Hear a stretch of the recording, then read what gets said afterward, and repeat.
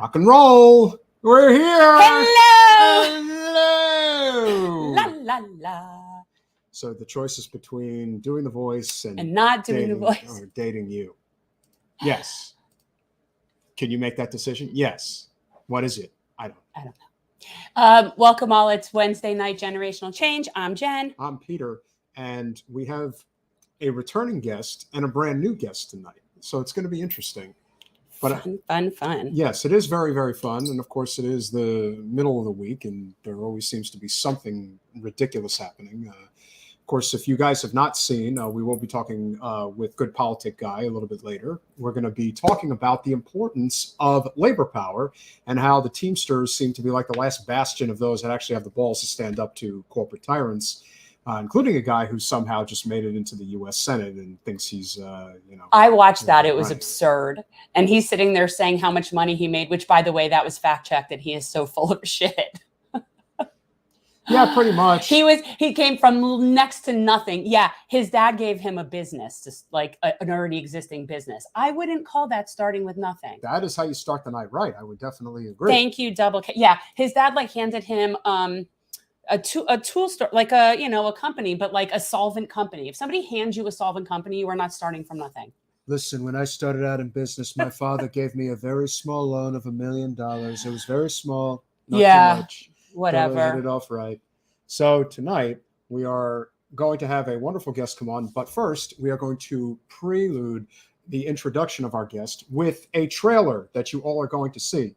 There is a new movie coming out on Hulu on March 17th, which is exactly a week from Friday. So on next Friday, you guys who are not subscribed to Hulu, make sure you get that subscription. Although I think they offer trials. I am and per stuff. dope sick.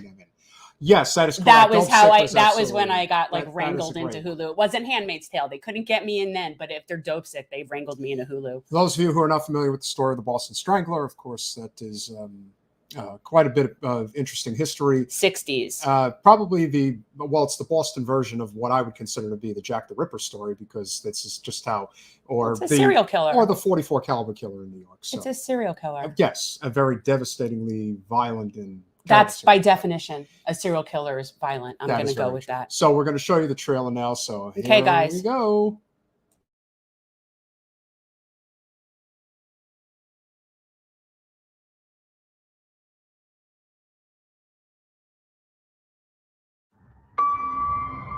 The city is for some glamorous, stimulating, prosperous. Only recently has it become dangerous.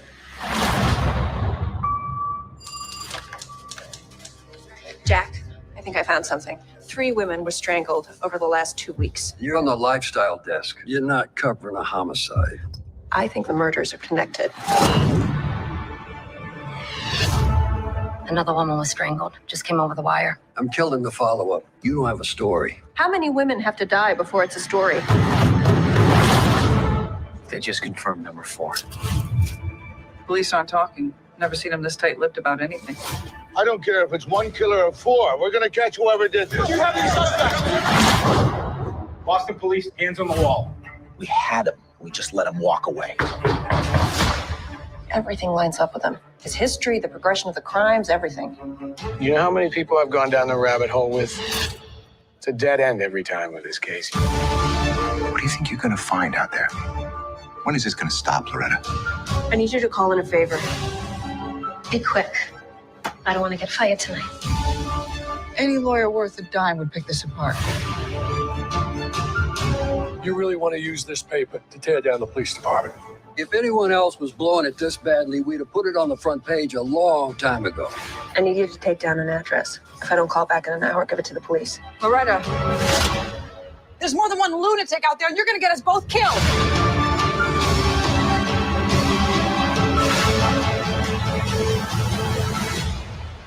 Your safe little world is just delusion.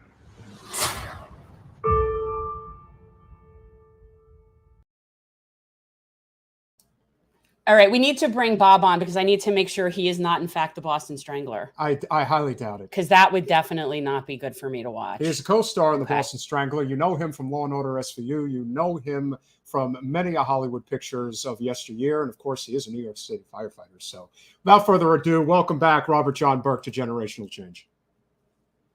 You're muted. I'm looking. How are you guys? Good to see you. Good. How are you? Doing well.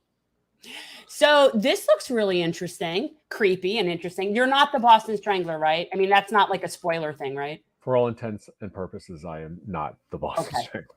Okay. Just making sure, because that would be hard to watch. So talk about that. This is really interesting. I mean, it definitely has this kind of like eerie vibe to it. But it's not. It's a thriller, but it's historical. That's what it seems like to me. That's exactly right. It is very historical. It's pretty much what happened. The Tony Curtis, film version was not what happened. There was a female reporter named Loretta McLaughlin. In the words of the Boston PD, she gave us everything, Bob. And she was a reporter erstwhile on the living desk, toaster ovens, washer, and she wanted to be a crime reporter. And this was the case she broke in on. And historically, factually, helped the Boston Police Department kind of solve the case because it's still an open case.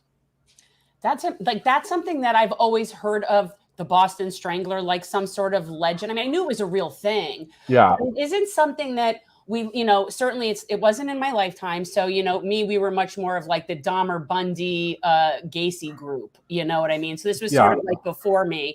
And I really didn't have any idea that this was not a solved case. Like, I just figured that was a person, like any of the, like that was a done deal. Yeah. You find out through the film that there's no way, given the absolute evidence and facts, that this one man, Albert DeSalvo, who confessed to all of the killings, there's no possible way. And then you find out factually, evidentially, what could have happened and who it could have been, and that it could have been an amalgam of, a cabal of a few different suspects who perpetrated this crime. The tenor of which, I remember a little bit, like when we were kids, when we go behind somebody, we squeeze the neck, you go Boston Strangler, because you didn't know what it was, but that's what you said. But when you get into it and read the horror of, a serial killer at that time in Boston, and, police departments throughout the country were not prepared for this type of investigation, had not seen these types of, killings and crime. And so they were in over their head, through no fault of their own. But it was Loretta who marshaled, forces of, forensic psychologists and all other, avenues of investigation to try and solve it, because she was a woman herself, going out, leaving her family to be a reporter, and yet, she was vulnerable herself. Okay, we're gonna put on detective helmets for a second because you've played a cop and I pretend, but I was looking at the people that were the victims. There's like 13 women, right? Mm-hmm. The victimology is all over the place. I mean, the age range is all over the place. Like, it's just, it doesn't make sense. And you could totally see how somebody would confess to more. Once you're already confessing, sure, what's some more? It just, that makes sense to me. You can see in like the first 4 victims, they look alike, and then all of a sudden there's this departure from a type. And then there's time and placement, and he couldn't have done it because he was incarcerated at the time, and all these mixed elements. But I'm hoping, like the script, when we read the script, it was just super suspenseful. I got a feeling, I haven't seen the film yet, but I'm hoping that it translates to the screens, which I think it will. Matt Ruskin, director, phenomenal. Keira Knightley, what can you say? Carrie Coon, Chris Cooper, Alessandro, just phenomenal people to work with. Very professional, very thespian professional people. You know what I mean? Like, real. It seems grounded with gravitas, actors. Yeah. I think that's what you want when you're, doing something like a hyper realistic period. There's no shtick here. We got to find this guy, find him quick. I play the head of a newspaper, the executive director. I just essentially represent the establishment, and you will not use this paper to, further this investigation or mess with the Boston Police Department's investigation. I'm just so guarded in my little fiefdom of the establishment. So that's essentially what I'm doing there. You're the man, is what you're saying. Is you're playing the man. No. I'm not a detective. I'm not a cop. I'm the head of a newspaper. Right. No. Just in general, like a man. Yes, you're working for the man. Like you're playing that when you say establishment. That's what I think about. Like that's you. Bobby, can you talk about what it's like, being on, films of yesteryear, even when you think about a film like Limitless, and obviously he's not that old. When you say yesteryear, I think of old people.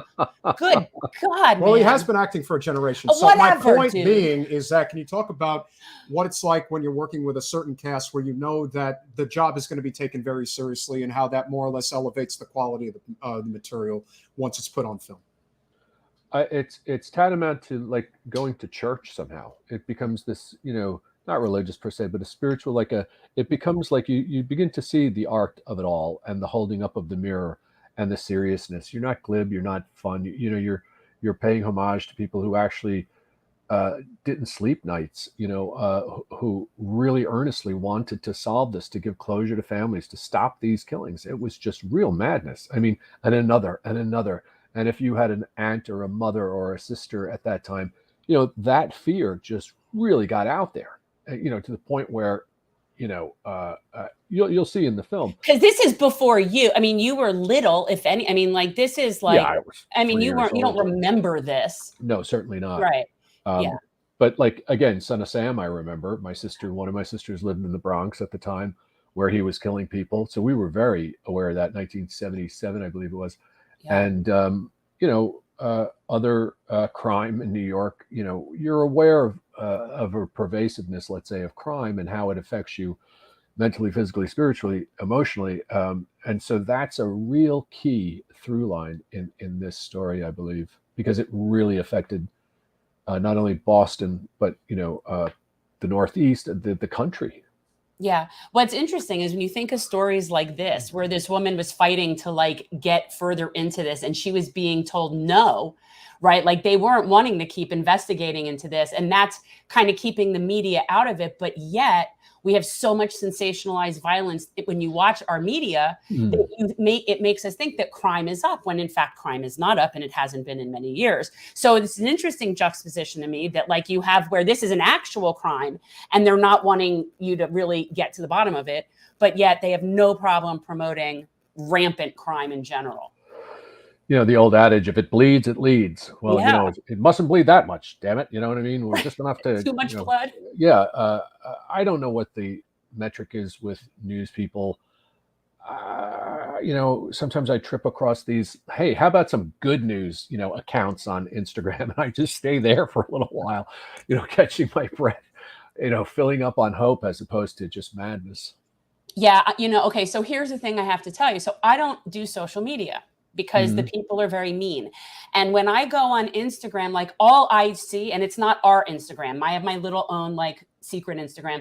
And all I have basically are puppies, firefighters, ducks, dance, a lot of dance. And that is it. I don't want that nonsense in my head. No, I could just go on and just look at the dog videos. Well, that's the thing. Really yes. The ducks and the dogs. They're there, My friend got me into ducks because she has a duck. And so now I have to follow. I was looking at a duck in Australia that goes surfing every day. That's what I was looking at. Really? See, this is the kind of Instagram feed I need. We don't have ducks like that in Florida. We have this. Yeah, we have kind of nasty ducks here. Yeah. I still think those Egyptian geese are cute, though. They're nasty. Waterfowl are nasty. I mean, they're pretty, but they're nasty. Yeah, but that's like anything. I mean, I was just showing Jen, there was another, I'm sure you remember, a great movie that was based in Boston, Spotlight, Michael Keaton, Rachel McAdams, Mark Ruffalo years ago. And Murphy. the whole idea of the establishment, like you said. No one wants bad press, even if it means putting other people in danger, which I'm sure plays a significant role in this story. I'm sure that's where your role probably is pretty big, is this idea of, yeah, we know things are bad, but we really don't want this to make us look bad. So we'll just kind of be quiet about it and say everything's fine. Everything's fine. And that's the idea about the freedom of information that I believe is so important. Yeah, the truth may hurt, but I'd rather know the truth than be living a lie. Well, with our First Amendment, I mean, it's supposedly a given, but I think this fella, Eddie Holland, he was a bottom line guy in terms of circulation. And he didn't want to exacerbate the issue. Sometimes during investigations, police knowingly and strategically withhold information because the killer mustn't know that they know this. It's all a part of them trying to find the guy or gal. And so there was a part of that happening also. But at a certain point, after 2 years, 10, 11, 12, then it just became, and there was these, it wasn't just the killings, it was the way, it was the theater of it all, the ligatures and with bows, and it was a pretty involved, horrific endeavor of these killers, probably. And so it really captivated people. It was a modern day Jack the Ripper. Right. So they got one person that theoretically at least did some, right? Like somebody was accountable for some of them, but it is too obvious now that they weren't all the same person. And so they never bothered to go after anyone else.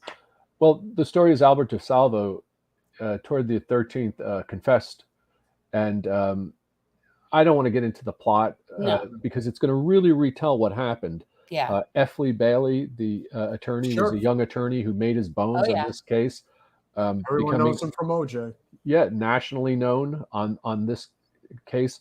And what was in the mind of this guy, Albert DeSalvo, career petty criminal, who makes this massive departure over to serial killing? I don't think so. He confessed. He had his own ulterior motives for confessing. They were monetary and financial. But he was misguided in thinking that he's going to make all this money telling a story and coming forward. But you see during the investigation in the film that he could not possibly have done all of these killings. Right.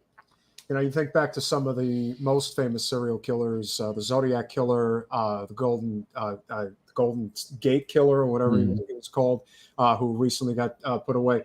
One thing you notice with a lot of these guys and the Son of Sam is that they had a propensity to either taunt the police or feel the need to constantly be writing about or to somebody, let's say in the news, you like to look a local newspaper, to basically say, well, I killed another person this week, or I did this, that, and the other thing this week. Was there any connection with the Boston Strangler in terms of his or her MO, in terms of whether or not they were actually trying to poke the bear field, like, hey, I killed another one?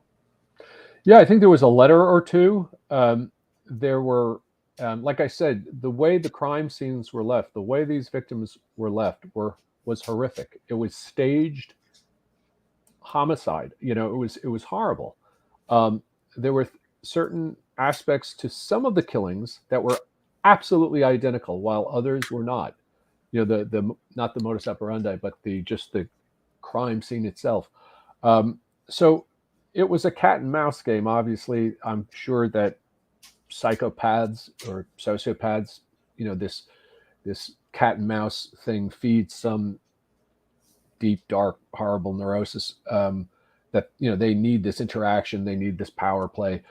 I didn't get too much into those aspects, but again, reading and rereading some of the literature and the news articles, that's kind of not to bring it over to me, but I'm just saying it makes it, getting involved in a project that actually happened, that was this dramatic. It becomes a fascinating journey.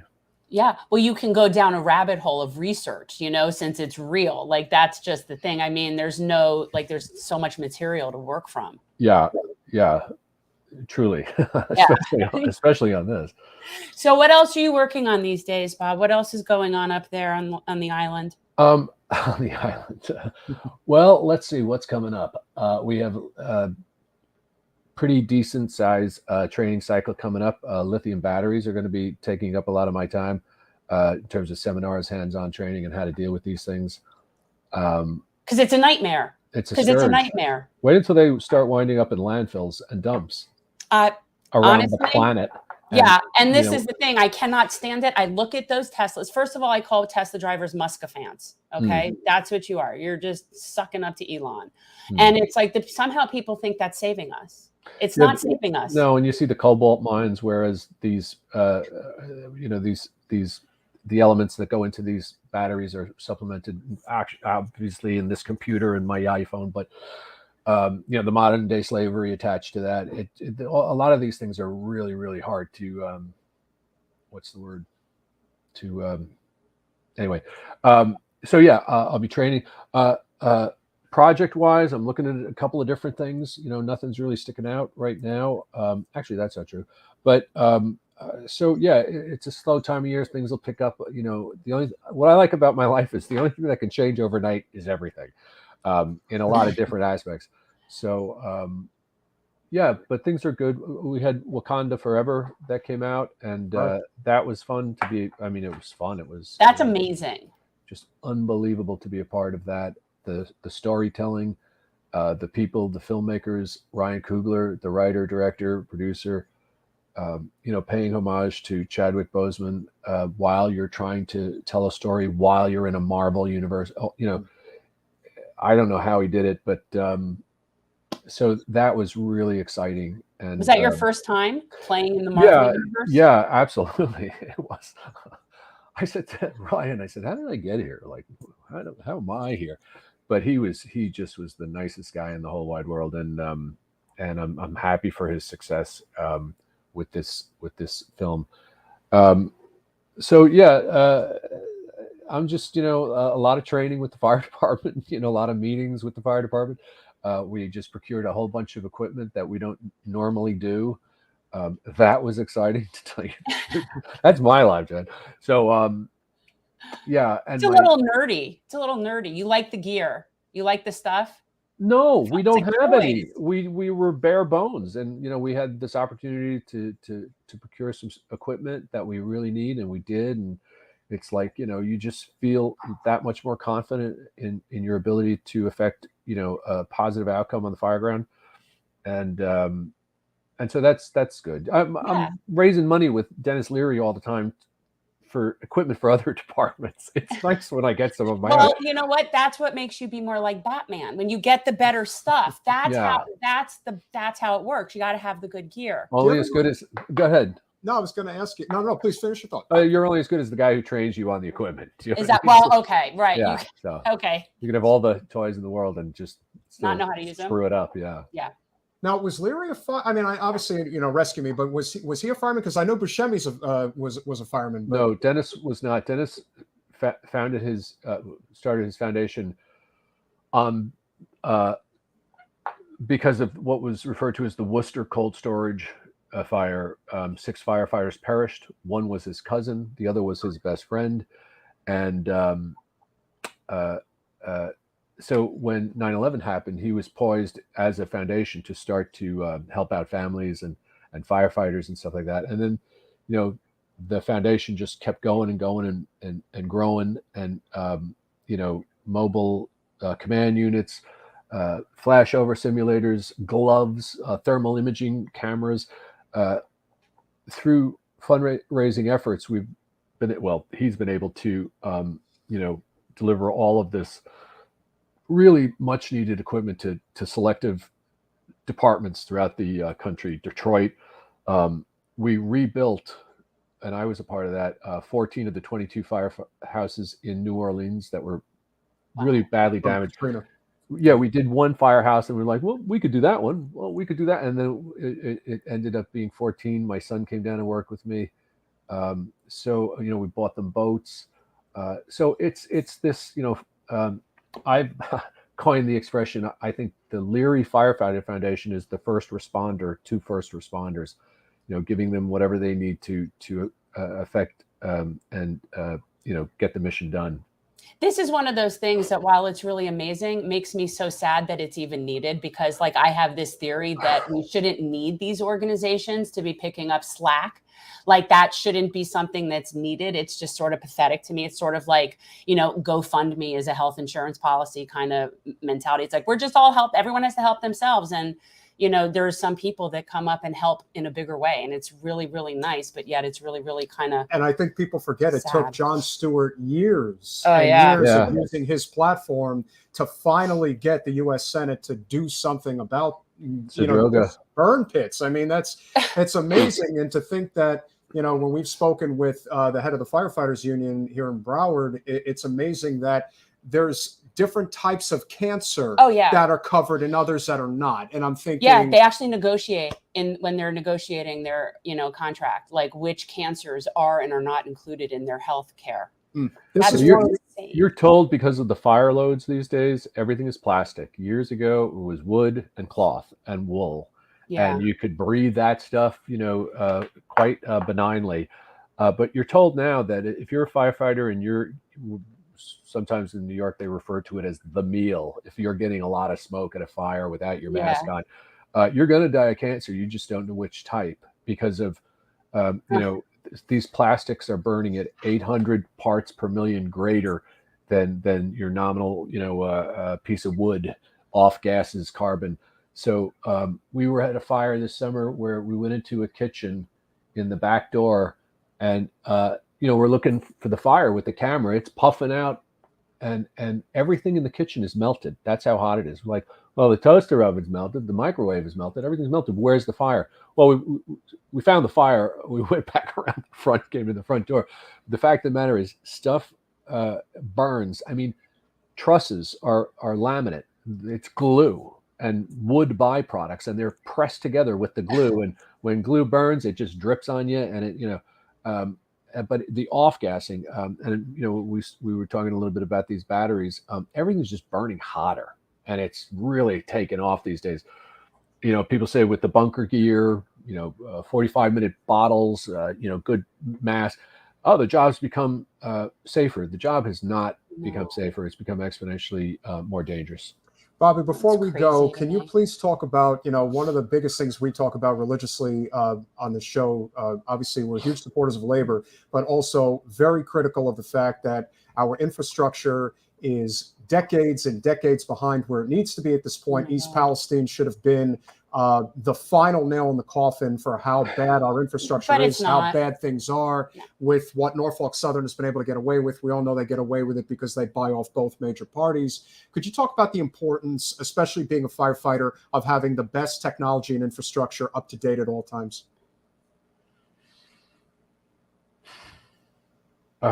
We as firefighters, we stand in our own corporation. Our bread and butter is the interests of the public, their safety, and their well-being. In corporate America, it is exactly the opposite. There's a bottom line, and it is profit. The food corporations have no interest in Americans' health.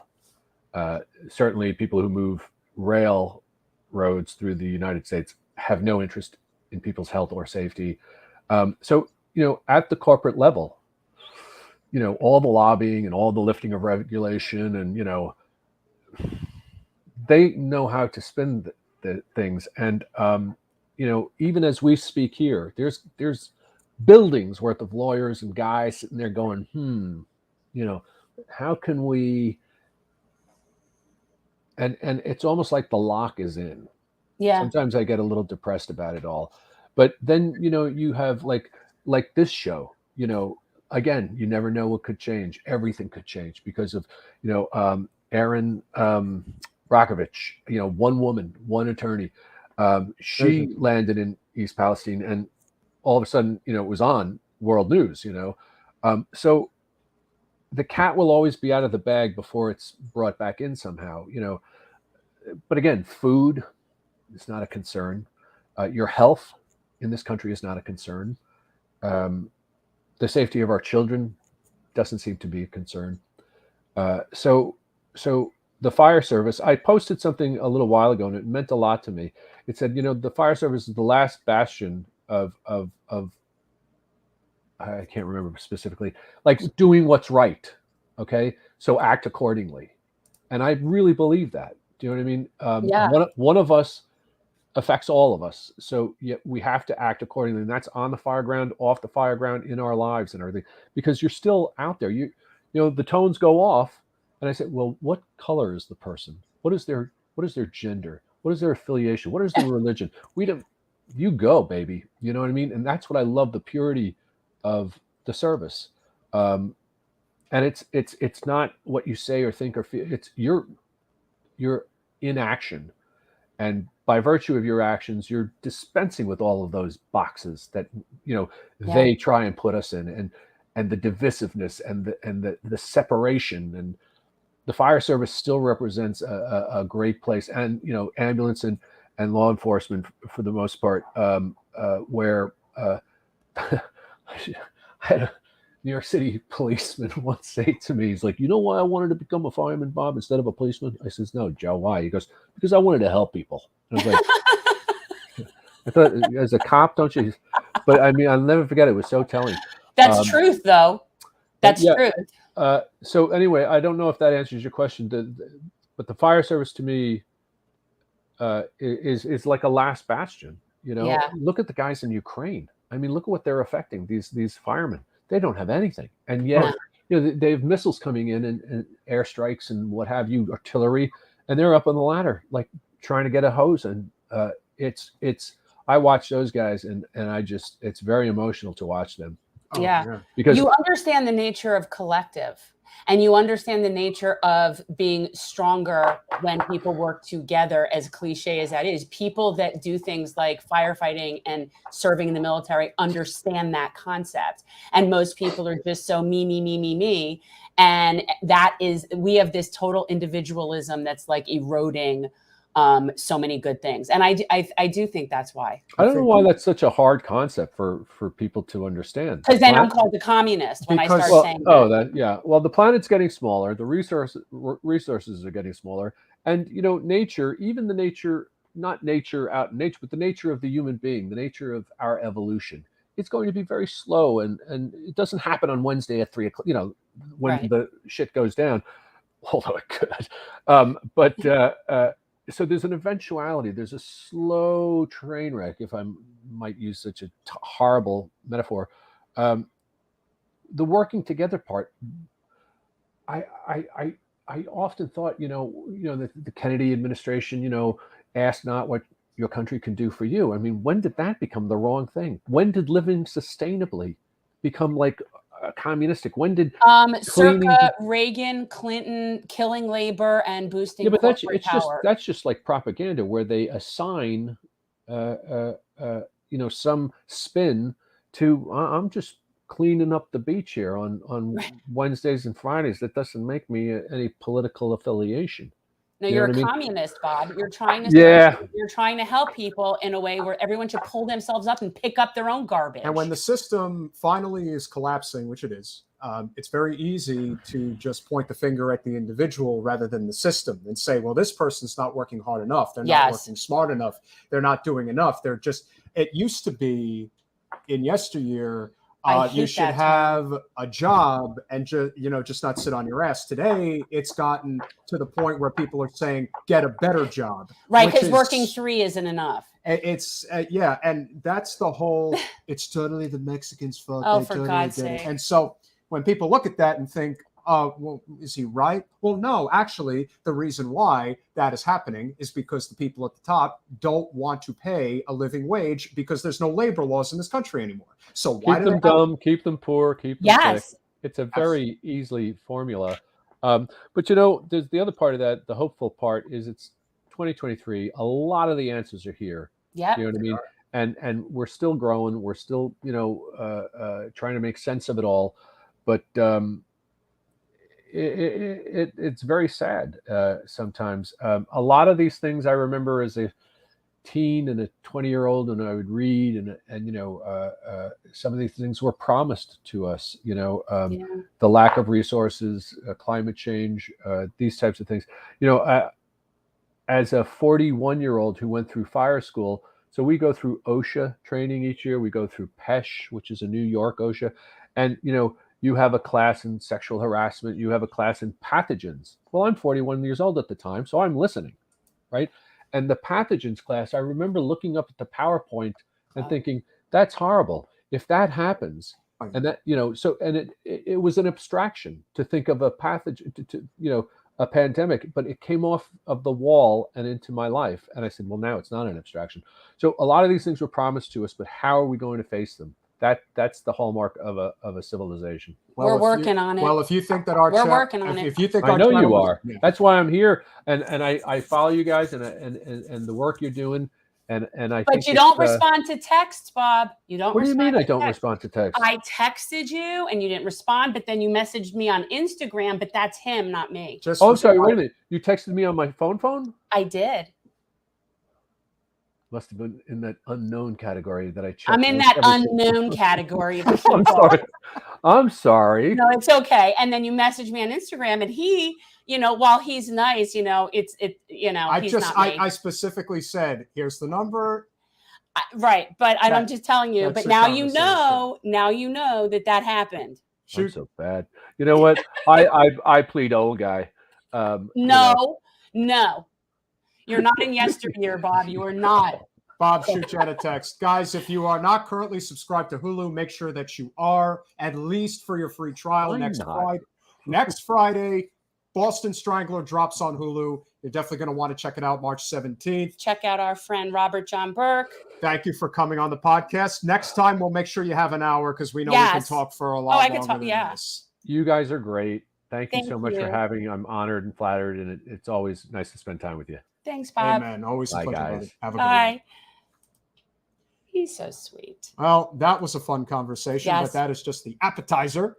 Okay, guys. Now I have to tell my background story about this. Before we bring in Mac, Jen has a little backstory. I think it's a weird story. So I'm watching, my little YouTube shows like I do, and I'm watching this video of this Good Politic Guy, and I'm like, he's cool. I'm liking what he's talking about. All right, we should meet him. We should, cross-pollinate. And so I send Peter the screenshot of, I don't know what I'm like, see if you could get this guy to come on the show. And then that night I saw that this guy was scheduled to come on the show. And I said, you were able to do it that fast? He's like, no, I didn't even see your text, which I think is very interesting. Why do you not find that interesting? He responded to the email very quickly. Well, no, that's not what happened. You had already done it. That's the thing. Oh, for God's sake. You missed the whole story. The whole point is that he actually scheduled this before he even heard me say we should schedule this. He is the Good Politic Guy. Mac, welcome to Generational Change. Hey, guys. How's it going? Hi. It's nice to meet you. Yeah, it's nice to meet you guys too. I've been, aware of your guys' channel for a long time now. So, it's good to finally cross paths, I guess. Yeah. And I was just watching you today, and I must say I'm sad about the whole situation because up until, now I would claim I've always been a Katie Porter supporter. Yeah. Katie Porter supporter. But now I'm thinking, not that I'm like discounting all of the good things that she's done because, people are not all or nothing. Like that's not how this works. But I was really like sad about that.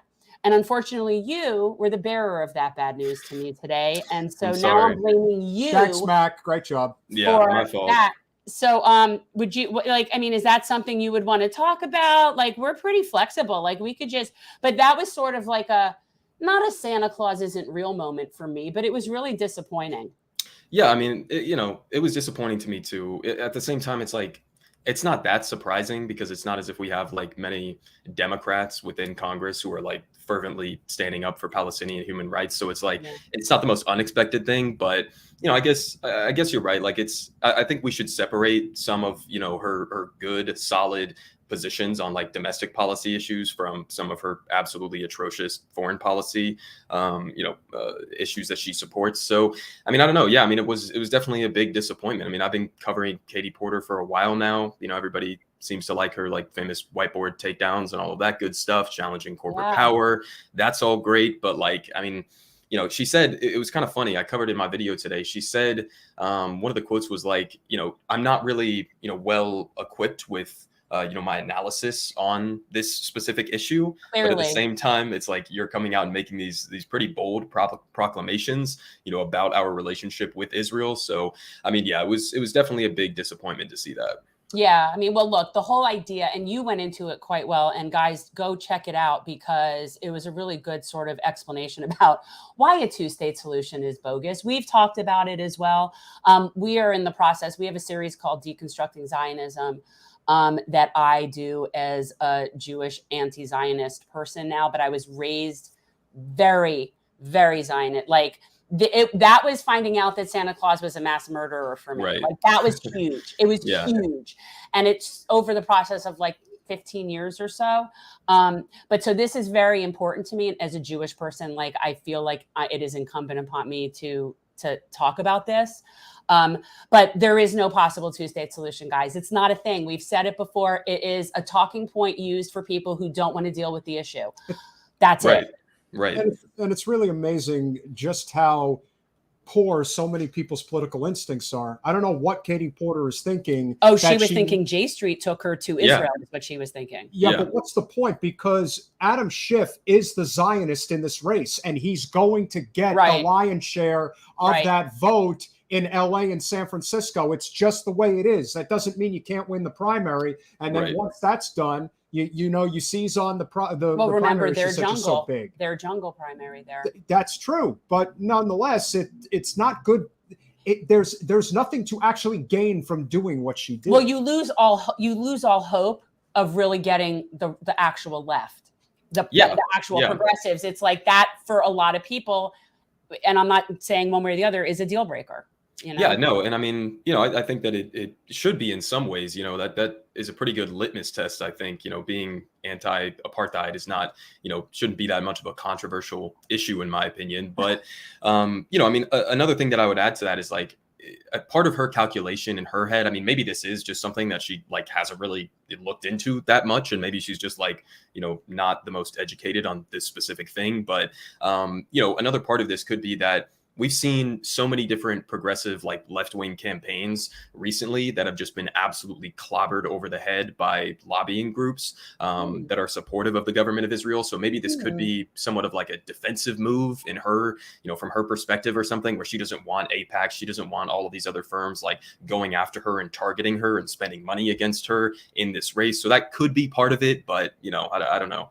I think that those are very, very sage words because I think that is what it is. And I am actually in the process right now of working on a little project that would be an anti-PAC PAC and would actually put campaign money and do campaigns against the filthy incumbents alongside the parallel campaign of a grassroots candidate to combat exactly AIPAC and DMFI. And this is something that's sort of like my brainchild. I've been thinking about this, ruminating for a couple of years now, and you're not getting rid of those PACs. That's not going to happen. They're not going anywhere. They're not going anywhere. They're going to just keep spending because it seems to be effective. So that's that. So how do you level the playing field with that? How do grassroots people that don't want to take corporate money stand a chance when they're fighting 2-1? Because they're fighting the opponent's campaign and the PAC campaign at the same time.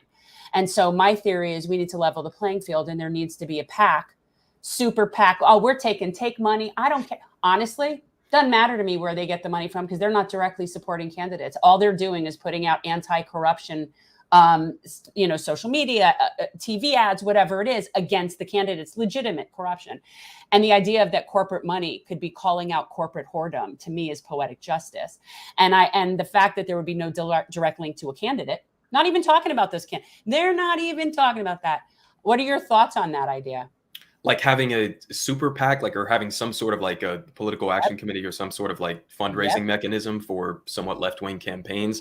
I mean, you know, it depends. I mean, if it's, I would definitely be hesitant if it's taking money from any sort of like corporate actors or something, because there's always, you know, that potential. Well, here's the thing. So this is a nonpartisan thing. This is a nonpartisan thing whose sole purpose is to call out corruption from Right. our Congress people. That's it. That's their job, to put it all into little clips so that people could see it all in one fell swoop. We're talking the, campaign finance shit, the insider trading, all of this stuff that's legitimate corporate whoredom. Okay. Yeah.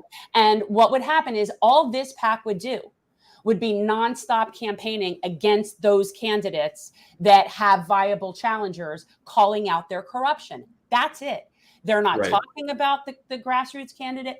They're only calling out facts that you would get on Open Secrets or Unusual Whales or any of those, things.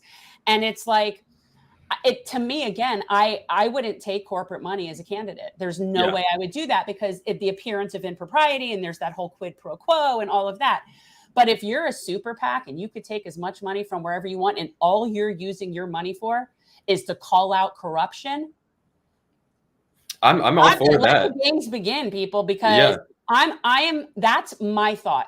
And I'm in the process of trying to formulate this, because, the candidates in theory have nothing to do with this. They have nothing to do. They don't have to, let's say that when Nina Turner was being bombarded by DMFI, okay, wouldn't it be nice if there was a PAC that was going after Chantel incessantly for all of her filthy corruption? Yeah. It would have Exactly. been nice. So then what we do is we create a situation where we're at least fighting 2-2. Yeah, no, I mean, if it's possible to get some sort of a PAC that's backed by, a decent amount of money that could actually just be solely focused on issues of corruption, I'm 100% for that. Okay, good. Because this is a project right now. And, my goal is to put together enough of a thing where it can be presented to somebody like a Mark Cuban and be like, you kind of like sticking it to the establishment. You did nice with Big Pharma there. How would you like to work on getting some corruption out and be the founder of the first anti-PAC PAC? And getting somebody in at that level. And that's really what that's where I am now. And I always put that out there because I'm telling you, I just need 5 minutes with Mark Cuban in room. I feel like we could do so many wonderful things together. But that's what I'm working on right now. Because you're not going to get them to stop doing it. Do you think somebody like Mark Cuban would, or any corporate actors for that matter, or, billionaires like him, do you think that they would be supportive of a PAC that is, pushing for a candidate? Because if you're a candidate who is, left-wing, progressive, it's not just going to be like anti-corruption issues. You're also going to have a bunch of other issues, whether it's like tax brackets, whether it's healthcare, whether it's education, a lot of left-wing reforms that require taking on the billionaire class, corporate America. So, I don't know. Maybe there is just a special sort of billionaire, but the fact that he did what he did with the pharmaceutical industry, I thought, sure. And I've been watching him for a while. He actually does seem to have values other than profit. He actually does seem to support ventures that are not solely profit-based ventures that have a different purpose. So that was my thought is, okay, and this is somebody who knows what it's like to work. Right. So, but there's other people that I definitely do know and can tap into. This is something that is very plausible. Now, the size it gets is a whole other story. Again, right. I mean, like Mark, call me. I think anything that is directly related to what he has attempted to do, and this is one of the, the sad truth is that on the one hand, what Mark Cuban did do with cost plus drugs is a phenomenal thing. It's actually helped a lot of people. Now, of course, bringing it to scale would require it to become a single payer, universal healthcare system to have to basically take Big Pharma out of the equation. The negative side of it is you have a lot of these, free market capitalist, libertarian, and even these neoliberal minded people who see what Mark Cuban is doing and thinking, see, we don't need government. We just need the private sector to take care of everything. Yeah. I think that's a good point too, as well. I mean, we need structural campaign finance reform in this country, 100%. In the meantime, if we can't get that on the table, sure, let's approach it through these avenues, try to fight fire with fire, I guess. But I would take that with pretty much every major issue that we're facing in this country. You need systemic structural reform, especially when it comes to something like campaign finance. I mean, that's the underlying core rot of the entirety of the American political system, is just effectively legalized corruption and bribery. So, I think that that could have some potential, especially if it's working in tandem with some sort of like, actual grassroots fundraising and working in tandem with like, on the ground organizing and all of that, then that could definitely be a positive thing. Yeah. I mean, at this point, I feel like we, over the past 4 years, have really shifted the paradigm on a lot of things about campaigns and what it means to do a political campaign, and that should look like public service, because so should actually serving in a political seat look like public service. And so we are often like creating a whole new thing that hasn't existed before. And that's not always easy to do. And I personally, and I've said this for like my entire adult life, I support publicly financed elections. I think that the whole thing is ludicrous. I think that the campaign cycle should be 3 months or less. I think everybody should get the same $1 million or whatever we decide to give everybody. And, like we used to do in high school for student government, and everybody gets their amount of time and that's it, 3 months. But no, because the consultant class, which is really at the heart of the entire political process, would then cease to be able to make as much money as they do from the length of the campaigns and the amount of like theater that is involved. They're not even really that relevant to begin with. But that's why we can't have shortened election cycles. That's why it is such a big freaking deal, is because these people are suckling at the teat of the electoral process. Yeah, and it's honestly annoying. I mean, especially as a political commentator, that like we're already having conversations about 2024 and so on and so forth, and it's like we've already started this conversation almost immediately after the 2022 midterms. It's just a sort of like a constant rat race that we're chasing around and figuring out how these campaigns are going to be structured even before some of these campaigns have even been launched off. I mean, we had just a couple of days ago, I saw that Pramila Jayapal and a lot of other members of the Congressional Progressive Caucus were already throwing their weight behind Joe Biden for 2024. And it's like he hasn't even announced his reelection. I mean, he's almost certainly going to run again. But you're already ruling out the potential of somebody even posing some sort of a challenge to him to try to shift the Overton window and throwing your weight behind him. So I thought that was kind of funny as well. Because they don't want to shift it. But what's the matter? You don't think that if we just vote for some more blue people, just vote for some more blue people. If you get all the blue people in there, everything will be fine. And even problem solved. Problem solved. And even if you don't, think that there's enough viability to somebody like Marianne Williamson, just the idea that you should have a primary. What about just not getting involved? Like, I really don't understand this idea that, Biden's presidency has been a borderline failure in so many ways. And to me, I think that's generous. Yeah. And the biggest reason he's been a failure is because of what he's done with labor. I mean, you want to talk about a president who's basically, he is channeling Reagan and has been for quite some time, and people don't want to talk about it. And he wrote the crime bill. He wrote the crime. Like this, he is a look, I am so tired. Like these are not Democratic people. You saw DeSantis's basically his what I consider to be his intro advertisement for running for president. I'm sure you saw it, which was basically an homage to Reagan. It's like we've gotten to the point now where we will have two disciples of Reagan to vote for president, and thinking that we haven't come far enough. And yet I'm looking at the Progressive Caucus, and I could give a damn what Pramila Jayapal does. We all know who we're talking about. The fact is, there was so much help that was provided, whether it was to Alex, to Corey, to Rashida, to Graval, Kana, we can go on and on. But there isn't this principled stand of just saying, listen, let things play itself out. Whereas on the Republican side, they like a good bloodbath over there.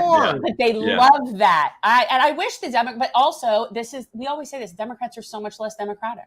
Republicans don't super delegates. But don't they know that this is gonna hurt the Democrats? They don't care. What are your thoughts? Like, they don't care. Yeah, no, I mean, of course they don't care. But I mean, the difference I would say is that, like, in the Republican Party, you could have some sort of a challenger, whether it's like Nikki Haley, Ron DeSantis, any one of these, even like John Bolton or Mike Pompeo, and the corporate backers who are financing both of our political parties, they don't care if it's Ron DeSantis or Nikki Haley or Donald Trump. I think they maybe don't like Donald Trump as much because he's a little bit more of a wild card and they like to just maintain a steady status quo. Correct. But like on the right, it's like, they're able to have a lot more of that infighting because at the end of the day, they're all serving the exact same economic agenda. Whereas, with Democrats, it's like, you have somebody like Marianne Williamson in the race, or was also going back to like, Bernie Sanders, people who like kind of want to push for actual like structural reform to at least some degree in this country. I mean, still obviously they're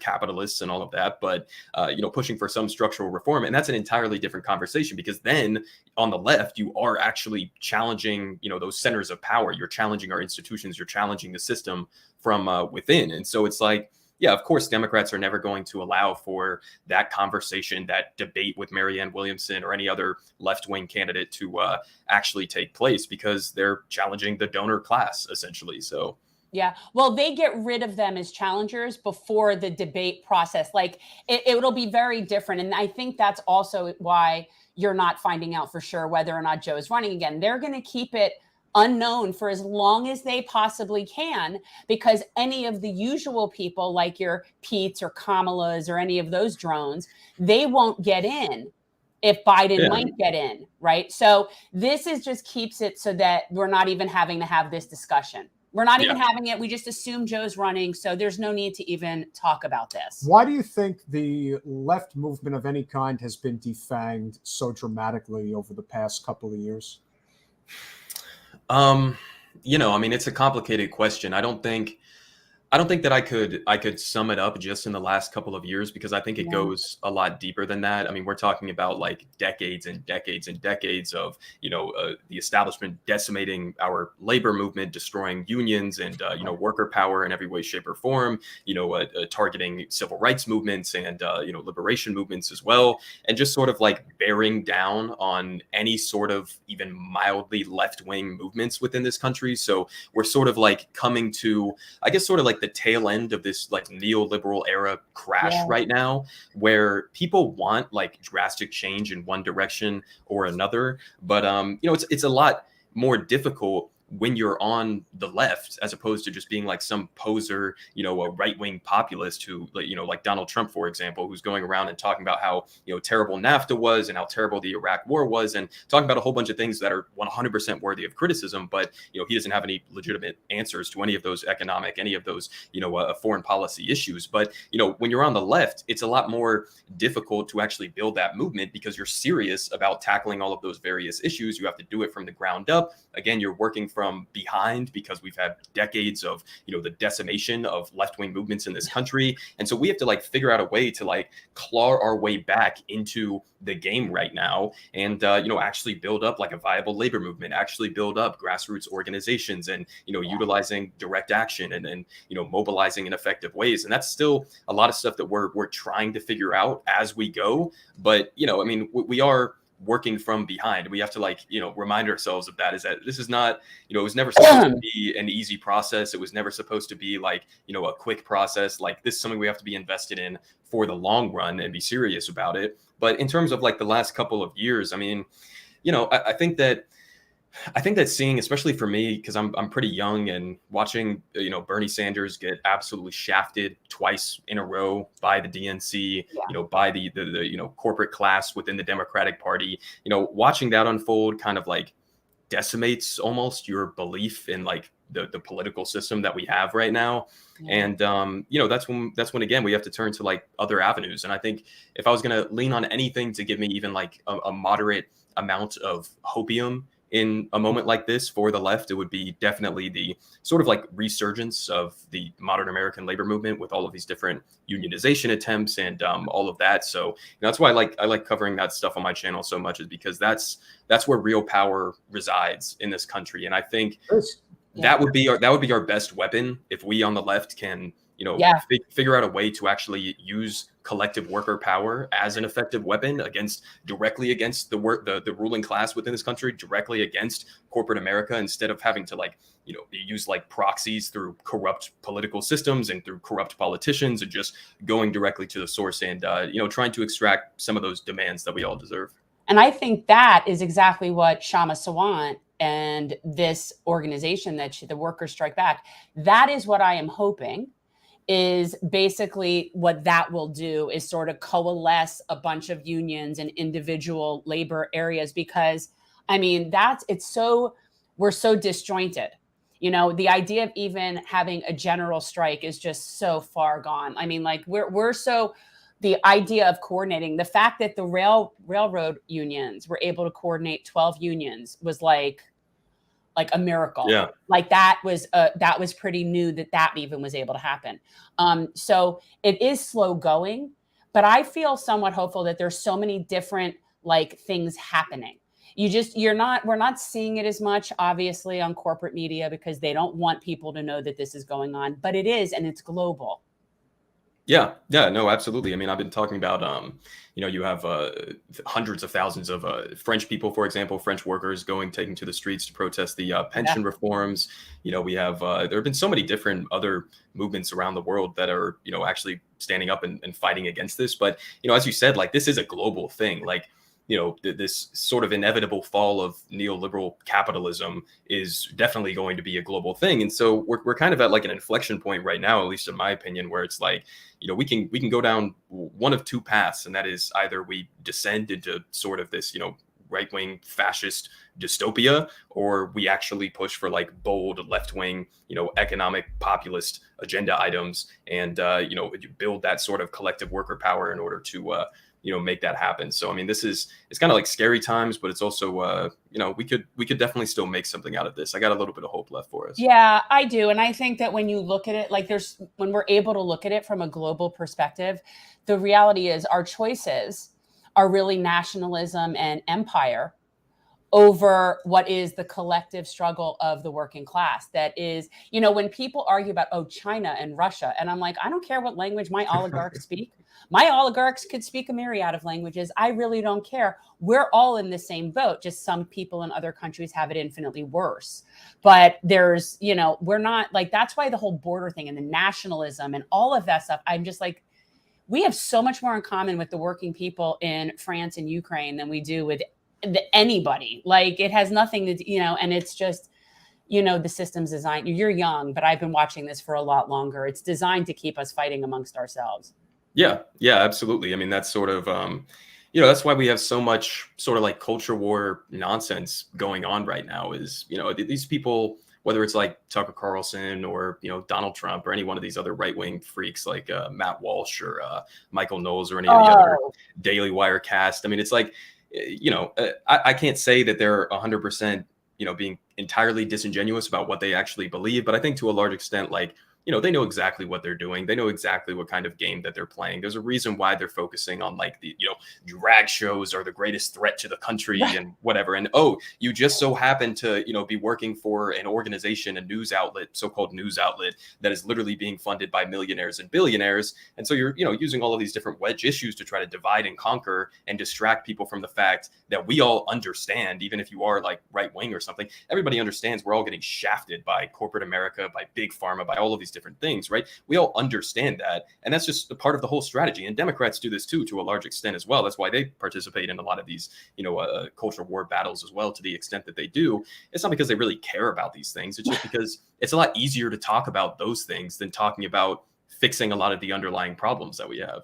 Yeah, they blame the Republicans. Democrats blame Republicans, and Republicans blame brown people. Well, we had a pretty viral clip that went out the other day, which basically highlights the fact that Joy Behar and Nina Turner are both Democrats. Don't think for a second that there's just about anything in common that they have. Yeah. Nothing. And so as a result of that, trying to explain to somebody that somebody like Joy Behar is going to focus on, they didn't hire this person because they're a woman or they're a person of color or this or that. Nina Turner's going to talk about, we don't have health care, clean drinking water, a living wage, right? Clean energy, endless war, right? Criminal justice reform. You're never going to hear that from The View. So when we're talking about where we are, a lot of people like to say we're socially liberal and economically conservative. No, I believe that we're culturally conservative and economically progressive. And that is generally where most people land. And if we focus on the core issues that most people agree on, that's where the most success is going to happen. Which is labor. Yeah. Yeah, everything absolutely. revolves around labor. 100%. And I assume you saw, we'll pull this up right now, perfect timing, the video from More Perfect Union with what just happened with the Teamsters head with this. Did you watch this? With Senator Moon? Yeah, I saw some of it. That was amazing. So this is without question the type of labor leadership we need, and of course, not surprisingly, it comes from the Teamsters. You guys.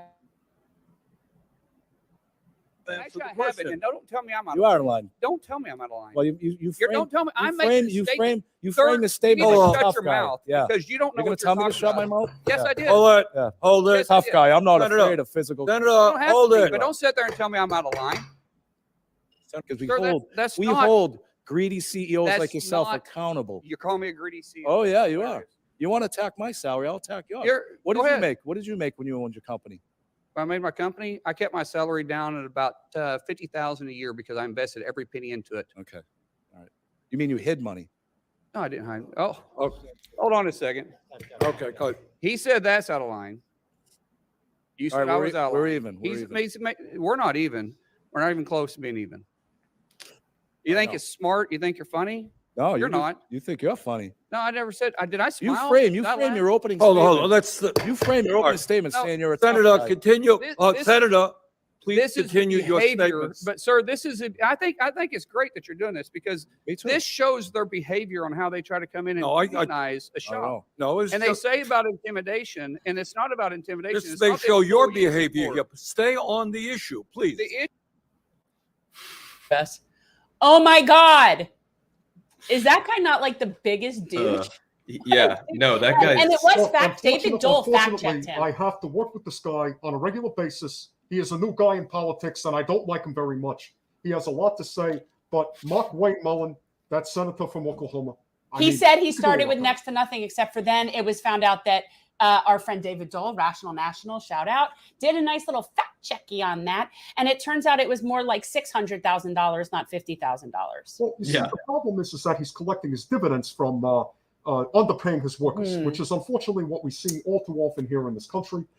Mac, you're doing a really great job with your podcast. I want to wish you lots of luck. And, unfortunately, this is the bearer of bad news. I have to basically do all of this by myself. But I just wanted to come on here and let everybody know that the CEO of Starbucks, Mr. Howard Schultz, he is going to be testifying in front of Congress. I very much look forward to talking to him and hopefully making sure that union busting ceases to exist and all of the unions that have not been certified as of yet for Starbucks, they get certified. That is my job. Good to see you. Good to see you, Ben.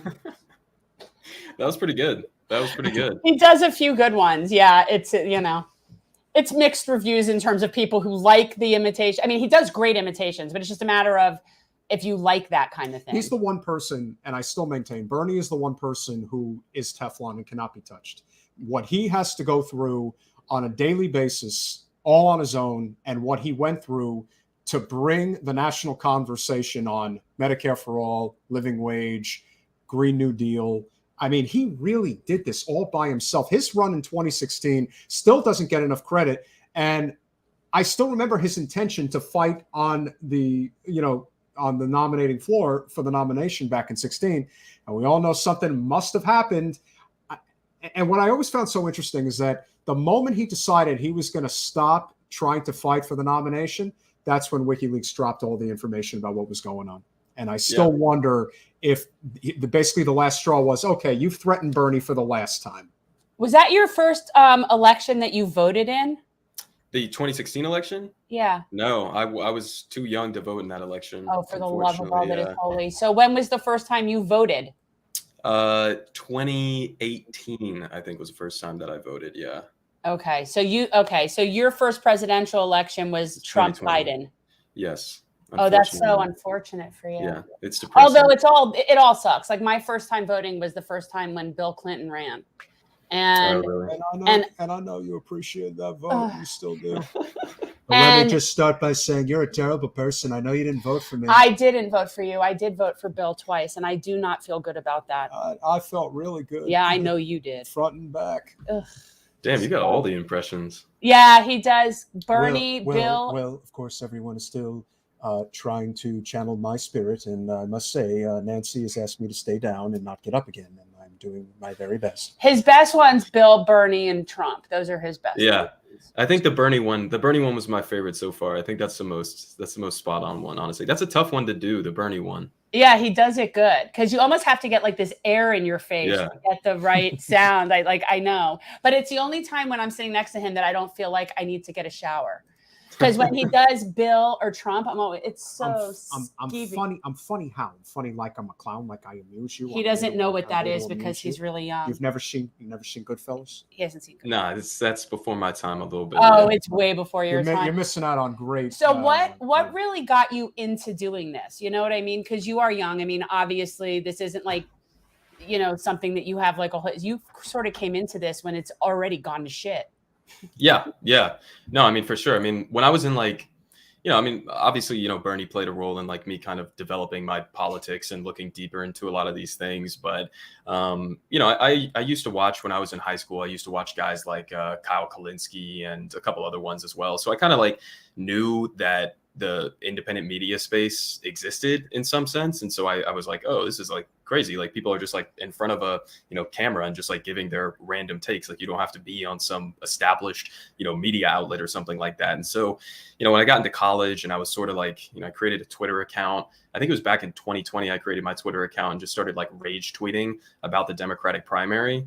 And then, you know, built up sort of a following. And then I was like, you know what, maybe I could just like start throwing some of my thoughts into videos and just started uploading it and sort of building it up ever since then.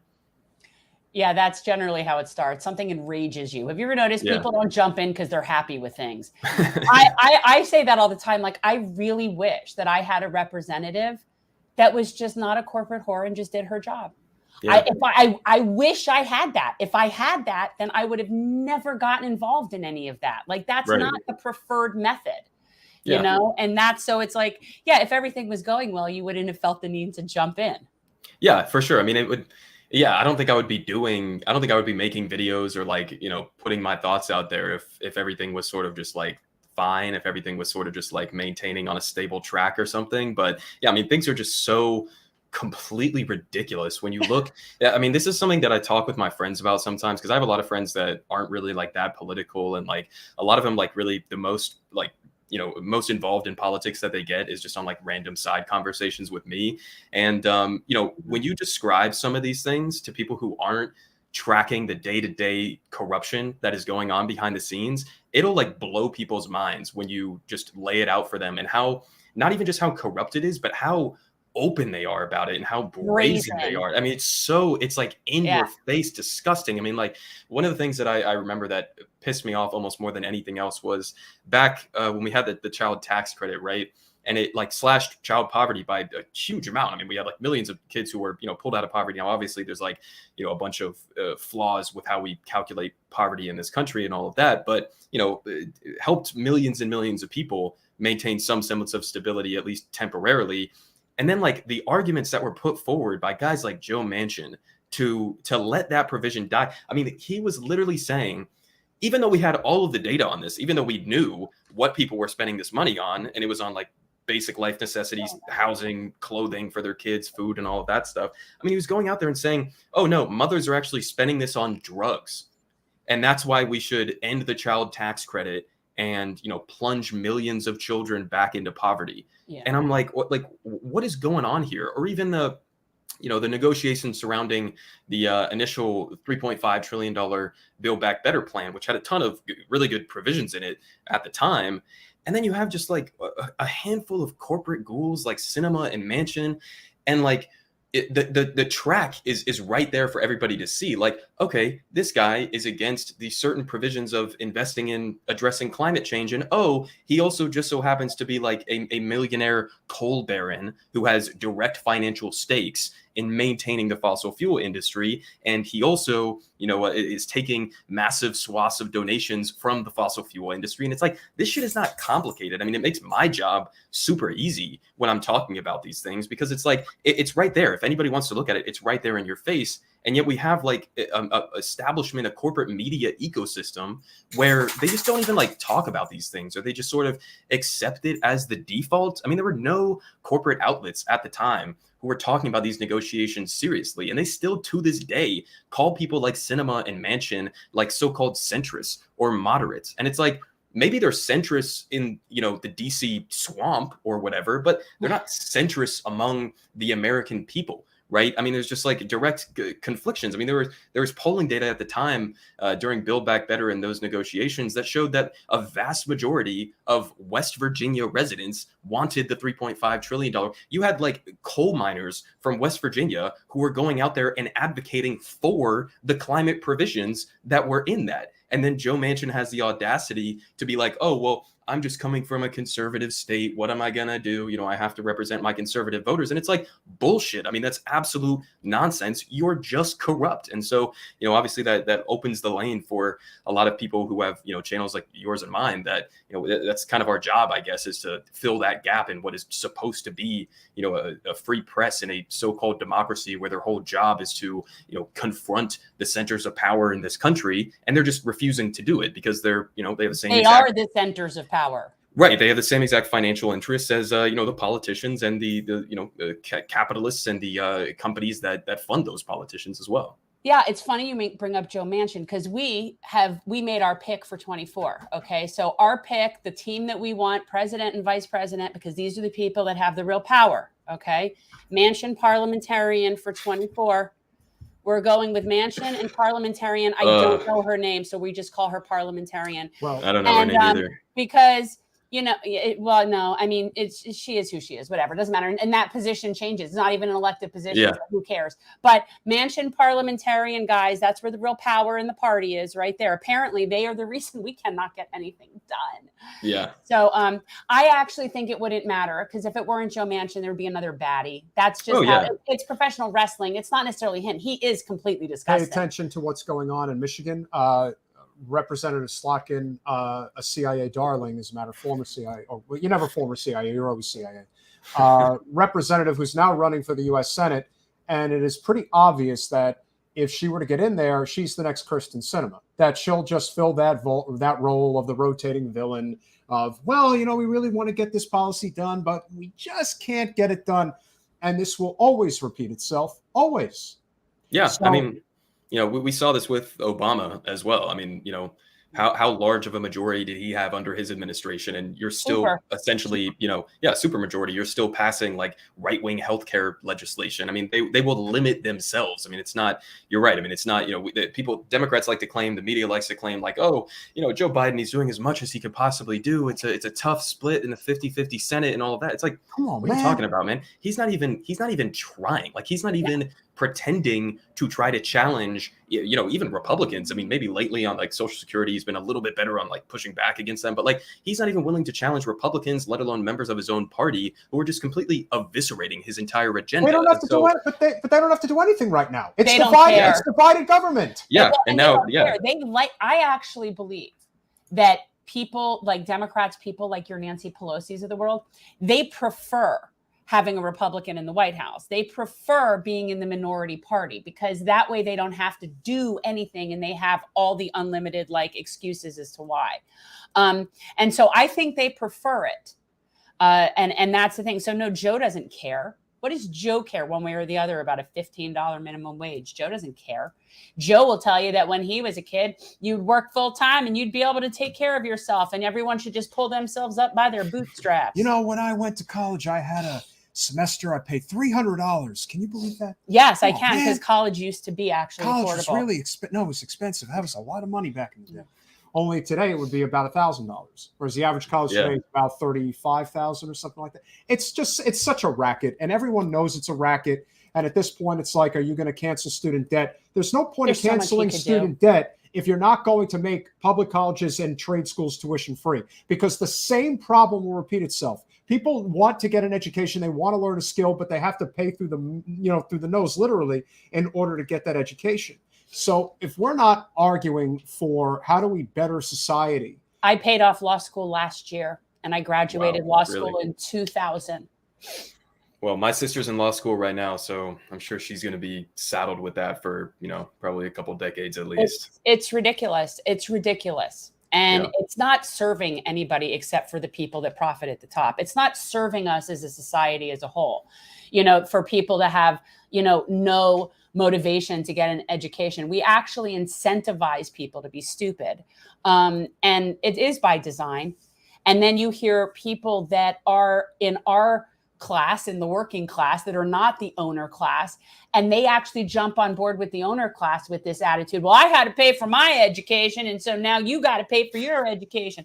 And it's like, yeah, but it's just, when you have people that are that so every man for himself, it's not surprising that we're kind of circling a drain. And they also don't understand how the system works at all. They're like, well, I don't want to be paying for you with my tax. I'm like, you don't even understand how taxes work. There's someone sitting and counting in the, I always say there's just the treasurer is sitting in the office, and when the taxes come in, they're counting it, and then they allocate how much money they've gotten in and then decide what they can afford to do. And then not only that, you think about the way education was many moons ago, you're not going to see in public school arithmetic, home ec, the things that you need. What was the one that you used to say that women would take, or just like well, it's called home ec, but like I had to take shop also though. Shop, prepper, just basic things to know how to function in society, manage checkbook, things like that. Today, it's just so bad. And I always say technology is our greatest asset and our greatest detriment at the same time. We're creating drones. Oh, yeah. We're creating drones. It's way more your generation. My generation, our brains stopped developing a long time ago. And, we were sort of the last generation that remembers not having cell phones. You know? And it was, I got to tell you, life was a lot better. I'm sure in many ways. I mean, when I was like young, people didn't really have cell phones. Like when I was like really young, when I was in like, middle school and stuff. And I guess going into high school, people started getting a lot of, iPhones and stuff like that. But yeah, I mean, especially with even younger than me, like people who like in my family, especially like younger, maybe like 10 years old or something right now, like these kids are growing up like with an iPad screen in front of their face when they're like 1. And that to me is like, we're changing the way that humans are developing in cognitive development way. Yeah, no, we're literally changing. We're changing brain development. Yeah, and there are a lot of young people who are around my age range as well. I'm not trying to like escape that, but there are a lot of people who are close to my age and around it that are like, yeah, I mean, just like for example, like the amount of people who are my age that I know personally in my life that like their main go-to source for like news and politics is like TikTok, and just like random TikToks with like the most bizarre information and misinformation you could possibly imagine. It's kind of alarming. I mean, it is alarming for a lot of different reasons, but as you were saying, I mean, this goes a lot deeper than that. I mean, it's, we have so many different issues that, especially over the last couple of decades, with like an increasing hyper financialization of our economy in every single sector that's just been spiraling, that it's like, we're grasping at straws at this point. And it's like capitalism is very obviously, at least in my opinion, imploding in on itself. Yes. And, they're just trying to squeeze every bit out of us as they possibly can. I mean, now we've gotten to the point, in my home city of Atlanta, I read a crazy article a couple weeks ago on the housing market. And it was something crazy, like 25 or some odd % of, the homes that were purchased in the city of Atlanta last year in 2022 were purchased by like BlackRock and Vanguard and all of these other massive corporations. And it's like you said, I mean, they're creating a class of drones intentionally who are just supposed to be disposable cogs in a machine, and not question the status quo, and be perpetually renting for the rest of our lives. Nobody in my generation, unless you happen to be extremely well off or fall into wealth in one way or another, we're never going to own homes or property or be able to build capital in the way that previous generations have been. And so I mean, we're kind of hitting a brick wall at this point. I'm in commercial real estate, and I can tell you that the first thing that I instinctively do is that I will not work with a private equity firm. And anyone who knows anything about how you go after somebody like DeSantis, you go after him on economics. The fact of the matter is Florida has basically become a breeding ground for BlackRock and Blackstone to buy up all of these communities and basically turn everybody into renters for the rest of their lives. We're serfs. And if literally. Yeah. And there are people who want to go to war with him over certain books in school, certain elements of that's important too. The Sure. problem isn't going after addressing those issues. The problem is they're not addressing the They economic don't go issues. after the economic issue because this gets back to the whole point about the fact that the Democratic Party is just as filthy and corrupt as the Republican Party in just different ways. If we are not talking about the fact that you have these representatives that are bought and paid for by corporate special interests like the Democratic Party of Florida, which is run by Debbie Wasserman Schultz, when you are funded by Big Sugar, FP&L, Nextera, which owns the Walmart. Walmart. It's like you got people down here complaining about the fact that Publix, which is rated the best supermarket chain in the country, happens to be conservative and happens to fund DeSantis to a lot of money. Yet the Democrats are taking all of this money from the Walton family. It's like, what?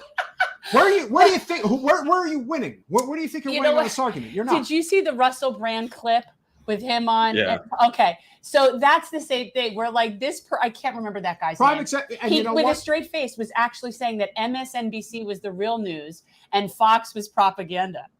And it's just it's so silly. John Heilman and Mark Halpern, if you remember, Mac, were two of the biggest like anti-Bernie voices for Morning Joe and Rachel Maddow. Anybody on MSNBC, they were the go-to guys to basically say, yeah, Bernie, you're a nice guy. We've got to be realistic here.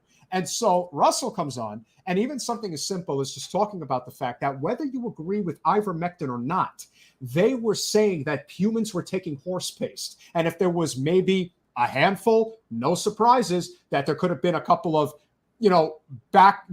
backwards conservatives in rural America that took the horse paste because they didn't know any better. Darwinism. That's totally different. This suggestion that, you guys are just taking horse paste, you really have to take a step back and say, you're deliberately lying to the American people. Why are you doing that? Could it be because we have a for-profit health? It's not health care. It's a health system that is designed to make as much money as possible. So if anyone, regardless of whether they're hurting themselves, is not going to be getting their double shot, their booster, if you're not further perpetuating the for-profit system, think about how much better the pandemic alone would have been if we had universal health care. How much more trusting people would have been if they took the for-profit motive out of the equation. I mean, things as simple as that. Well, our last guest that we had on about his book, who's a doctor, he would say, we do have health care in this country. What we don't have is health. And that's because healthcare is not the only thing that leads to health. Income inequality is the biggest source of our sick country. And that was the whole point of the book. Were you not paying attention? No, I was. We have healthcare. We have great healthcare. We have great healthcare in this country. But if you can afford it. Right. Well, yeah, that's the thing. No, we have great quality healthcare here. That is not the issue. And even availability of healthcare isn't the only issue. Because let's say everyone had healthcare. The income inequality in this country is still going to continually perpetuate health outcomes that make us lesser than other countries. That was the point of his book. Our life expectancy, our maternal rate, all of those numbers that you look at for collective health. We're 51 or so, by the way. Mac, did you know that? We're about 51. Very 51. Proud. Wow. Proud, yeah. And if you see it where it's less than that, it's only because they're only including countries of a certain population. But if you actually include, all countries, we're 51-ish. And even if we had healthcare, you're still having such income inequality that you're still going to still have groups of people that are getting substandard because it's affecting our genetics. That's the point. If you haven't, seriously, it's a great book. It's called Inequality Kills Us All. And it really talks about how just the inequality in and of itself is causing physiological health mutations in our bodies that are making us a less healthy country. That I was actually just recently, because I was doing a little bit of background research before I made one of my videos on Marianne Williamson, and part of what her 2020 platform was at the time was, I think she called it like her whole health approach to, healthcare in the country. And she was pretty much making the exact same argument that you were just laying out there, where, she was saying, yeah, of course we want, something like Medicare for all. We want a universal single payer healthcare system and all of that. But it goes a lot deeper than that, right? It's about, a lack of regulation on the foods that we eat and the health standards that we have. It's about a lack of regulations on, pollutions in our environment or chemical pollutions, right? I mean, if you, as you said, like, because of our wealth and income inequality in this country, if you happen to live in a district that is poorer, or you happen to live in a community that is disproportionately, minority community, or disproportionately a poor community in this country, you're way more likely to be, closer to a lot of those environmental, environmental hazards, right? Where, all of these different factories and industry and all of that. And it's obviously a multi-layered thing that we have to address, but it gets down to the same core root of the problem at the end of the day, which is that, we have a government that is purely in service of corporate America, and we allow them to just run all over us and, do whatever they want. I actually just saw a hilarious article a couple of days ago. I think Kyle Kalinske covered it on his channel today. But I think it was Lucky Charms was threatening to sue the government, threatening to push back with their massive lobbying power, because there was some sort of like a new regulatory measure that was put forward that was saying, if you have X amount of sugar in your product or X amount of other chemicals in your product, you can't openly market it as being healthy for children. And so they're turning around and they're threatening this massive lobbying blitz because they want to be able. They literally said it like this. They said, "This is a violation of our free speech." Oh yeah, right, free speech, as if like it's free speech for corporations to just lie to the American people, to just lie about the negative consequences of their products, of their services. I mean, it's just laughable. And honestly, they're probably going to succeed. They're probably going to get this, mild step in the right direction in terms of, health regulations. They're probably going to get it overturned. And where you see that the most, which is really interesting. And for anybody who has traveled, and this is something we also talked about with our last guest, is people who've never been to other countries have no frame of reference. And there's, especially in regards to stuff like this. So when you're in anywhere, I think in the Union, in the EU, anywhere over there where they have like, say, Cheerios, right? They have completely different standards. So they weren't allowed to have GMOs in their food. Same company. So General Mills over there was somehow able to do it without GMOs because they have those regulations because they protect their people. We specifically don't protect our people. Same companies, different products. It's disgusting. Yeah, it goes across industries as well. I mean, it's the same exact thing with big pharma. It's like, we look at it as if it's some sort of like an inevitability that in the United States, we have to pay 10x what people in Canada are paying for the same exact drugs from the same exact companies that cost the same exact amount to make. And it's like, it's just a decision. It's just a choice. It's a political choice to allow us to get shafted in these ways. And here I am thinking that General Mills is going to be suing on behalf of Lucky Charms to basically say, no, we have every right to put sugar as much as we want into our cereal. Instead, they're suing for, we have every right to say our food is healthy. Right. Oh my God. Isn't saying they're magically delicious enough? Isn't that enough? Your four-leaf clovers. They're magically delicious. Yellow horseshoes. Oh, when you do that, it's just not right. Green trees, blue diamonds, and red balloons. No, it's green clovers. Green clovers. I said blue diamonds, yellow horseshoes, and red balloons. I mean, I can't remember the last time that I had cereal, much less a sugar cereal. Well, he doesn't eat sugar. He has nothing. There's nothing fun about what he eats. Mac, let me tell you, man, I'm about to turn 40, and I tell everybody, if you really want to know how to just like stay young and look youthful, Jen's in her 50s, which is hard to believe. You got to manage when you eat. That's important, timing wise. That's not my advice. And you gotta watch the sugar, man. I mean, my advice, and I'll have people tell me, because I'm pushing 52 this year, and the answer for me is cannabis and Pilates. That's cannabis and Pilates, correct. Well, I'm definitely getting the cannabis part of that equation right, and I do get consistent exercise. I work out every day, but I can't say that I'm doing too well in terms of eating healthy in any way, shape, or form. That's not good, man. But you're young. That's the advantage. That's the advantage of being under 25. But pretty soon it'll be you gotta. I mean, listen, it's not that hard. But you're at a point right now where, you can have pizza 3 or 4 times a week, but eventually that's going to. Well, I know you can, but you got to have like a lot of discipline. Last thing before you go, one of the reasons that we obviously are doing what we're doing, as a matter of fact, I think I told you just before we came on the air. Next Wednesday, we are going to have next week, Monday, we're having on Workers Strike Back. So we're having on a panel from the leading We don't group know from men. if she's coming. Shama is unlikely to come, so don't hold your breath. I want her to. On though. Wednesday, we are having The Amazing Atheist. And so I often say, you know, if our show is about transforming politics into service, you have to cross-pollinate with as many different people as you can. Now, granted, there's one person who has officially been removed from the list, Michael Knowles. I went on his show. I've been on his show. Listen, Oh, really? I went When did you go on his show? Okay, Probably so like 6 months ago or something. I don't remember when it was, but they asked me to come on. It was one segment, and I'm glad that it was just one segment, because it wasn't like we were talking about anything that I had any real passion about. And it was about, he basically needed a token progressive that wasn't in favor of mask mandates. So that would be me. So I was the token leftist that also didn't support mask mandate. That was essentially my role in the discussion. But before I went on, the segment before me, he was using the term illegal aliens. And so then I came on, and for me, I'm just promoting my channel. I'm going to say what I'm going to say regardless. I don't care, whatever. But yeah, no, now he and I am 100% pro free speech. I think he should say whatever he wants. I think people should be able to say hate speech. I don't care what people say. I don't want to go talk to him, and then everyone has a choice to not go talk to him. It wasn't like he had a slip of the tongue. It wasn't like he was pontificating on something that just really hurt him or that was in his way.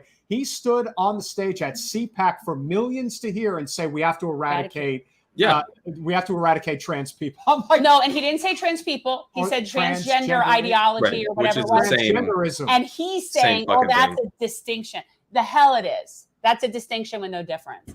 Yeah.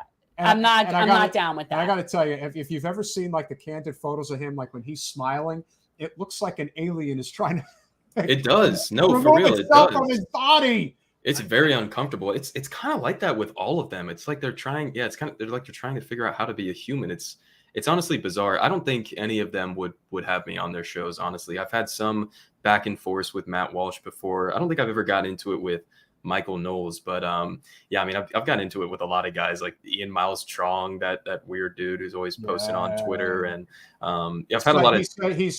He's height challenged. Always be wary of guys that are height challenged. Oh, don't you know what? I don't think. I think that for me, I just tend to be, when it comes to things like civil liberties, and things like Second Amendment, that they all kind of like approve my message. So even though I believe in, like, I'm getting lefter and lefter. He thinks I'm going to fall off the side. But like, that's a good thing. No, come to the open socialist camp. Yeah, no. I'm beyond, like, I'm over there almost with the people that are not even on the spectrum anymore. Like, I'm getting to where, honestly, I want to live in a cob house in the woods and like have goats and chickens and shit, man.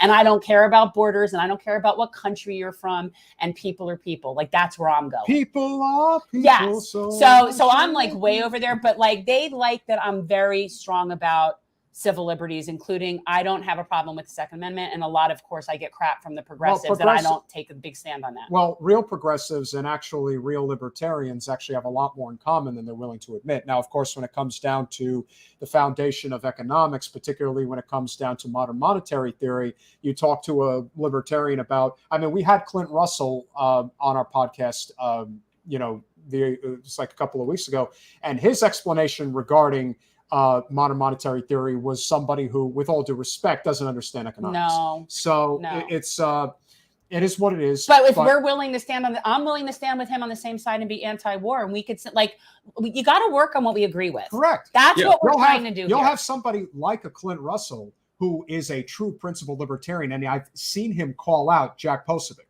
Like, there are principled people out there, and Tim Pool is a friend. We've had these really solid conversations with a number of people. And by friend, we mean content creator friendly. Right. No, I get it. Okay? Yeah. I'm just clarifying that for you. It's not like we're hanging out. No, all right. I've been on his show too. We see this as, what did they call you have to be, I don't know, communist Karen. Well, again, even if you go on Tim Pool's show and he's got 50,000 people watching, and only 5,000 people agree with your message, that's still 5,000 people that agree with your message and understand the value of bringing in that many more people into the fold. You can have that conversation with Tim Pool, and then Jen, who I will tell you, the biggest content creator on the left, who I think is, I think you two have like an infatuation for each other. I really do like him, and I have I just do. Vosh is a huge supporter of Jen. We have I just, you know what? I don't know what it is. He and I get along very well. And again, that doesn't mean I agree with him on everything. Yeah. I know people find this fascinating, Mac. I actually have friends and we don't agree on everything. And I know it's crazy. Yeah. And I even have friends where I don't have to like all of their friends. You know what I mean? Like, I know it's a bizarre, crazy thing. Like, I get crap for everyone I talk to, and it's like, I'm not compromising things. I can still have conversations with people. If we're ever going to get where we want to go, and I think this is emblematic of what just happened with the anti-war rally that happened in D.C. recently, is that, yes, the anti-war rally makes total sense, and everyone who wants to be there should be there. But if you don't realize that there are certain people in movements that are going to bring them down, whether because they are emceeing the event or they are speaking at the event, and you don't take that into consideration when you're trying to build a movement where not 1,000 people show up at your rally, but 10,000 people show up at your rally. The only way that's going to happen is having a smart, structured approach to how this gets built out. If you can't do that, then we are just going to continue to stand in a circular firing squad. And as people on the left who are trying to build a robust labor movement, final thoughts. How do you agree with what was just said, and how do you see it growing more exponentially than it has been? Yeah, I mean, there's a couple different things there. I mean, in terms of like the cross-pollination between independent media, I mean, I'm all for that. There's nobody. Yeah. I honestly, like, I've tried my very best throughout the time that I've been in online spaces to not get into any like online beefs. Probably just number one, because it doesn't interest me. Like, it seems like it's just a waste of everybody's time. Like, it's just not, it's not fun for me. I know some people like that sort of like heated back and forth and everything, but I think I'm pretty much on good terms with the entirety of, you know, every major left-wing, commentator that I know. So that's independent media. I mean, 100%. If any of those guys wanted to have me on their shows, even if they're right-wingers, Tim Pool, whoever it may be, I'll 100% go on their show. And I saw Vosh's appearance, actually, to circle back around to him when he went on Tim Pool. And it's like, as you said, maybe you'll convince some, fraction of the audience to come over to your side on some certain issues. But also beyond that, it's like you're also just giving them a portrayal of what, a socialist looks like, or what, a leftist looks like in a reasonable way, where, they're not just getting that typical sort of framing where like, oh, everybody on the left or everybody who's a progressive, they're just these deranged, crazy people. And then you have a, sit down conversation with somebody like Bosch, and he's just like calmly explaining his positions, and you figure out you have a lot of overlap in some areas that you didn't know about. And so, I'm 100% for that when it comes to independent media. But, beyond that, in terms of how we actually build up this movement, I mean, obviously, independent media is going to have to play a massive role in that, because clearly corporate media is not going to be doing the job for us. So, I think that's an important part of it. But, also just focusing on, building a movement from the ground up, focusing on, labor power, focusing on direct action, focusing on, joining local organizations within your community and trying to build it up from that level. And, eventually working that into, I guess, the political system for some level of disruption, however that may take that form. And you're in Atlanta, you said that, right? I was in Atlanta. I actually just recently moved up to DC. So I'm in DC now. I had a job that I had to come do. Yeah. Well, when are we going to be in DC? You want to get together when we're up there? You want to come have a beverage? Yeah. Would that be cool? Want to come have a beverage? We're going to be up there for the Assange rally in May. Oh, when's that? It's on May 3rd. And so, I don't know when you're going, but we're going to be there for the rally for sure. I'll be there for 2 nights, but I'm trying, look, the more the merrier for sure at the Assange rally, especially if you're local. Yeah, I honestly didn't know about that rally until right now, but I'll definitely go to that. It's in DC. It's from the Assange defense people. Like it's the same group. And then you also just scheduled Kevin Gostola to come on and talk about his new book. That's an Assange book. Yes. Very exciting stuff. So that'll probably be at the end of the month. Yeah, I've been like harping on the Assange thing for the better part of 15 years. And it's only been that the past few years where I've even had a platform. Well, so now I've been harping on it before I had a platform, but now I actually can harp on it publicly. It's also what got her on the radar and got our channel shadow banned, basically. So yeah, well, because I did a live stream for Julian Assange early on when we started with Katie Halper. And we had some we had Chris Hedges. We had some amazing people, like really big name. I mean, on that. And yeah, then that was when we started getting like banned and flagged. Dang. But yeah, well, you know what? At least you guys are being principled. At least you guys are sticking to issues that actually matter at the end. Oh, come on, Mac! Don't you just want to badmouth other content creators and have like fun? Scooby and Shaggy? Listen, sorry. We're friendly with the Vanguard guys. You got to call it like you got to call it as you say. Thank you so much for coming on and chatting with us, and we'll definitely connect. I like to be around the younger people when I'm out and about. When I'm around people my age, it's just everybody has ailments and needs to go home by 9, and it's like a bunch of. We'll coordinate via email, but definitely, first week of May we'll be in DC. Let's definitely make a plan to get together. Yeah, absolutely. All right, guys, I'm looking forward to it. Guys, make sure you check out Good Politic Guy he's got on really YouTube, good content, as well as on Twitter. His takes are really, really funny. It's very smart for a young person. No, he's a really great guy. I totally like this guy. He's really smart. Really Thank you. But he's not smarter than me, believe me. No one is. Thank you, Mac. Thanks, Mac. Yeah, of course. Anytime, guys. Bye. You know what? That is one of the reasons why I like Vosh as much as I do. Because when I first started watching him, just the fact that, first of all, he's extremely young. And there is a certain amount of the beard. It is, well, I don't know that, like, not that the beard, but like there's a certain amount of almost like maternal things when the people are really young, and also when they're extremely smart. Sure. And talk philosophy. It's like, it's just speaking my language. He just speaks my language. Kevin Gostola, Doug, a friend of the show, says that he interviewed Daniel Ellsberg the other day. Mr. Ellsberg, unfortunately, is dying from cancer. And I mean, listen, he's 91, when almost did 92. You schedule Kevin to come on? I'm going to try to get Kevin on at the end of the month. I need time to read the book. Confirmed. They're sending me, the publisher sending me the copy, the advanced copy of the book, and then I got to read the book. You guys know I like to take notes. So Kevin will be our guest on Monday, March 27th. So book should be here. And it is the new book. All I know is that it is about Julian Assange. It's about the past few years. Really, I mean, and that's all I know about it. So I'm sure it's good because he has been like really up close and personal with this. We've had him on a couple times. We've had him on a few times, actually. And he's just a really good guy. Well, on Monday, as we mentioned, we will have on Workers Strike Back.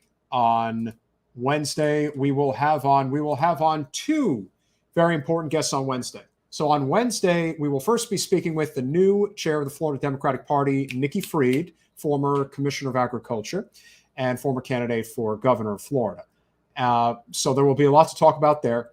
Very important in terms of the direction of the future of the Florida Democratic Party. And I'm hopeful she will come. Yes. Now there are scenarios where we've said that and things, and it doesn't work out and people don't come. That's true. And it does happen. And this is somebody who is in a statewide office right now. And so it's sometimes running around being a chairperson of a whole state party. And we will also have on the amazing atheist. He is returning. He's way interesting to talk to, guys. He's really interesting to talk to. And of course, if even though this has been feels like a shadow banned live stream tonight, but we have those every once in a while. That's okay. Metalopoly, you can still watch because we don't just sit there and just talk about religion. In fact, that just happens to be the name of his show. We actually talk about a whole bunch of different things. My opinion about January 6th is that Trump did everything in his capacity to push the envelope as far as possible to try to get the election turned in his favor. Do I think that there were members of the shadow government that irritated the crowd to the point in which they were getting more and more restless? Yes, I do, because I think to deny the fact that we have dishonest actors in government that want things to be chaotic because it maintains the divisions amongst the working class, yes. But again, Trump bears responsibility, as his others do, 100%. Do I think that there are people that have been incarcerated that have been treated unfairly as a result? Absolutely. There's no question. But rest assured that the end goal of the oligarchic class is to have a police state, to have everybody under a watchful eye and everybody be a serf. Well, everybody's a serf one way or the other kind of right now. Sure. Because you have the incarcerated serfs, which is the biggest form of serfdom. That's basically, it's slavery. It is. It's slavery. And when you hear people talking about abolition, that's what they're talking about. We have a criminal justice system that's slavery. We have like 2 million people incarcerated in this country. It's slavery. And then the people that aren't incarcerated, that are busting ass to work 3 jobs just to be able to live and still can't afford to have health care, I would argue that that's indentured servitude. What I also love is that there was over 100,000 people that showed up at the protest in DC. There was only about 500 people that actually went into the building. And of the people that went into the building, they want to highlight the people that showed up at the event that had a lot of money. Yet I can guarantee you that the overwhelming majority of people that showed up at the protest are working class stiffs that are desperate for anything. Well, right. And I said this not that long ago. The majority of people there were not part of that insurrection. The majority of people that were there, that were on the mall, that were whatever, weren't part of that. And, you know, I don't know. We like to make things be. Colanello, that's what I'm saying. I'm saying that while, you know, like I said, Trump was definitely pushing the envelope that we totally have to go to the Capitol. We have to go there. We have to show. He incited a riot. Yeah. He incited a riot. Now, do I think that it was going to turn into a riot if it wasn't for, let's say, the police and the FBI and the CIA and whoever was there kind of egging people on to do stuff? Maybe not. But here's what I will say.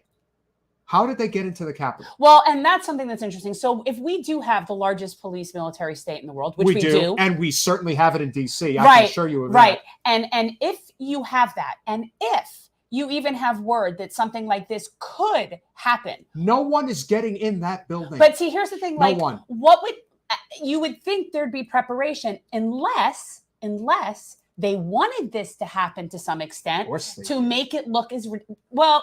And again, I'm not saying there's some like tinfoil head conspiracy thing like, oh, yes, they're all working together to make it. But I definitely think that they weren't really going to bother getting in the way of it because they wanted it to somewhat be like, you know, let them look as ridiculous as they did. And to this day, never forget that the overwhelming majority of the early footage that you saw on that day was from Status Quo News. Yes. And they still have never been given proper credit for that footage. That was Jordan Chariton's cameraman, I think John, if I remember correctly, who was actually the one trailing the guys running into the Capitol. They took the footage. That was never his footage, gave him credit ever, and then suppressed his channel when he put his own footage up. That's what happened. Can't doubt it. And so with that said, patreon.com/generational change. If you guys like our nuanced takes on everything politics, we do not play the stupid hacky game of, well, it's our side, so let's just act like it's not a big deal. No, we do not do that. We don't have a side. I am without side. For as little as $5, John Farina, thank you, Travers. For as little as $5 a month, you can become a patron of our show. Anyone who is a $5 patron will now get the Lulu sticker, as you can see here. And in the $10 a month, you are going to get the Lulu sticker and the Mansion Parliamentarian bumper sticker. You guys, seriously. Definitely want Consider that. Consider that pairing. And if that's not enough, if you are so generous to be a $25 a month patron, you will not only get the 2 stickers, but you will also get the Tri-Blend Generational Change baseball jersey, soft as silk. You definitely know you want one, so make sure you sign up. Metalopoly, he started it a year and a half before. He started it by being him and being insightful and threatening and doing it for a year and a half before. And by the way, I do not have Trump derangement syndrome. I never liked him from the 80s, but he's just a douche. I don't think of it one way or the other. But he started that when he started campaigning. Like that whole mindset, that rallying up anger and violence mindset. Yeah, I can show you footage of Trump on the night of the election when it looked like he was way ahead, but of course the mail-in ballots hadn't been counted yet. Obviously, people forget very easily how bad things were for the country, particularly in 2020.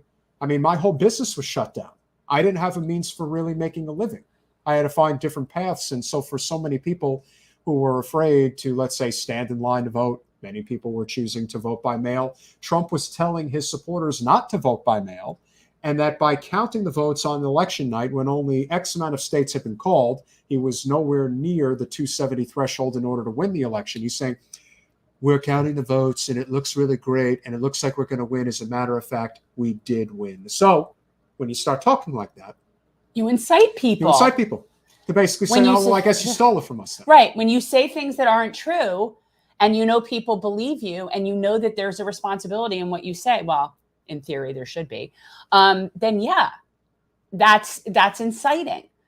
So I understand what you're saying about that day, but I look at this in a cumulative way. and in a cumulative way, his entire presidency from campaign to second impeachment was nonstop inciting. Just the whole time. Inflammatory, inciting, and it just was. And then all of a sudden, Trump does a 180 in December when he's on his way out the door to basically try to get people another round of surplus checks. And of course, Pelosi and the rest of them and McConnell saw to it that it didn't happen, which I always thought was so perplexing. And then the next thing you know, he's saying, we totally have to go to the Capitol on January 6th. And again, I actually care about justice very much. It's still very likely, as crazy as it sounds, it's still very likely that he's going to be the president again. And it is Groundhog Day here, people. You guys just got to brace yourselves, because I'm telling you, it has everything to do with the system and nothing more. The system is so perpetually broken that somebody like Donald Trump, the first time people lost their mind, let me tell you, comfortable liberal America, hold on tight, because those people are literally going off the cliff when he gets back in. Well, and then it's kind of scary when I tell them, when they get all upset about that, I'm like, okay, well, would you prefer Ron DeSantis? Oh, they don't like that either. I'm like, you really are very out of touch with what is going on. And let me leave you guys with this thought. Remember this, regardless of whether or not you think Marianne Williamson is going to mount some kind of challenge, here's all you need to know. The Democratic Party as a whole has no bench. And the reason they have no bench is because of what they have systemically done to Bernie Sanders and his movement over the past 8 years. They have done everything in their power to stifle it, to stop it from growing, to basically sidelining any real legitimate people that can come to the forefront. In and out of Congress. Once they're in. And yeah, once you get in, it's the same thing. Even somebody like Tulsi Gabbard had to be ushered out. Now, of course, she went off the deep end. But don't think for a second that one of the reasons she did is because the party made her an example for endorsing Bernie Sanders over Hillary Clinton. And then all of the other things that came about as a result, basically kneecapping AOC in terms of what she was doing when she first got to Congress. Oh, Colinello, we disagree. You think even if he gets the nomination, he won't get elected, Colinello, except for the Democrats. If it's Trump versus Biden again, Trump's going to winning. win. End of discussion. Biden barely won in a pandemic, and now he's been there and hasn't done anything. And I'm honestly, you shouldn't say that, because yes, I actually think the only thing that can stop him would be a primary. And I do think more and more people are going to be motivated to vote for Trump this time around. Out of spite. Out of spite, considering what has happened, considering how I have been saying this for almost 3 years. Yeah. Joe Biden was the worst possible outcome for this country as a result of Donald Trump, because what you're going to find out very quickly is that the reason why Trump got elected in the first place is because of governance by the likes of Barack Obama and Joe Biden. Neoliberalism leads us in this direction. That's just how it goes. And so, yeah, we still haven't learned our lesson, because we just haven't. And so, yeah, we're doomed to keep repeating it over and over. You need Bernie Sanders in the Senate right now to get union-busting Howard Schultz to respond to a subpoena. You are never going to hear a single word from the President of the United States about this Senate hearing. He won't say a word about it, and certainly is in no favor whatsoever of supporting Bernie. He's not going to come out and say, yeah, I support my friend Bernie. I think those union people, they definitely deserve their support. He tepidly agreed and celebrated the first unionized effort in Buffalo, New York for Starbucks. You have not heard a word since then. Not a word. You just heard him fuck the railroad workers. Big I heard time. that very loudly. That was for me, I think, my final nail in the coffin of like, now I don't think that there's any possible universe. Because it used to be for me, okay, maybe if he would like pardon Assange and Leonard Peltier and Snowden and all those guys, like maybe I would consider voting for him over whoever it is. Let me tell you how. Now there's no chance. Let me tell you how bad it's gotten. Ruben Gallego, who was running for the U.S. Senate in Arizona, just threw Pete Buttigieg under the bus today and basically let everyone know how scummy he is and everybody he's worked with at McKinsey, because apparently he had to do work for them at some point. The second that starts happening, where it's not even a leak, it's basically public statement, basically saying Pete Buttigieg sucks, that's the end of his political career. What took this person so long to come forward? Because it's politically safe now to do it. That's why. Disgusting. So that's it for Buttigieg. Well, he was never going to get anywhere really anyway. It wasn't like that was going anywhere. They don't have anybody. Their best bet would probably be Gavin Newsom. Yeah. And he has no chance No. of winning in a general election. This is their party's fault. And this was all to stop Bernie Sanders and Bernie's movement. That was the goal. And that is why, due to a once in a millennium pandemic, or not even a millennium, I shouldn't even say that, but once in a century pandemic, the idea that we are now facing another Trump presidency or a DeSantis presidency has everything to do with a system that doesn't respond to working people anymore, because corporate special interests have captured our government and both parties are guilty. And the only person who's out there saying anything that is resembling some kind of populist initiative towards working people, yes, Marianne Williamson is saying it, but somebody who has name recognition, money, viability, Donald Trump is the only one who's doing it. And let me tell you something. If Ron DeSantis is stupid enough to sign this 6-week abortion ban here in Florida, kiss it goodbye. Trump will bury his ass where he stands on the national stage. He is totally against women. He totally doesn't support their right to choose. He's a terrible person, and it's going to work. And then I'll get to the general election. Joe Biden has totally destroyed America. He's totally hurt the working class. I totally would have taken care of those people in East Palestine, and we would be doing. And it doesn't matter if you believe him or not. It matters that he's saying it, and people are going to believe it. And he actually was the first person to go. He gave you 5 days to get your ass over there, and you wouldn't do it. Crazy. Unreal. Where were you, Pete? Pete didn't want to go breathe the dirty air in East Palestine. And then he showed up in that freaking getup. Oh, Lord. I didn't see it, and I can't stomach him. It's just so bad. And this, again, is just a reflection of how far the party has sunk. Was it like a worthy of a kente cloth tales? Okay. But I will tell you guys this. The reason why, at this current moment, and rightfully so, you don't take a candidacy like Marianne Williamson seriously is because she has no money. And you can't run a presidential campaign of any type of substance if you can't fundraise, you can't inspire enough people to basically say, I believe in what you're doing. And again, look at what she actually said during her interview with Jonathan Capehart when pressed on the idea of, will you support the Democratic nominee? And it's this whole, we are living in an era of fascism on the Republic. No, you're giving them free rein to rig the primary against you too. And you're going to come and do the same thing.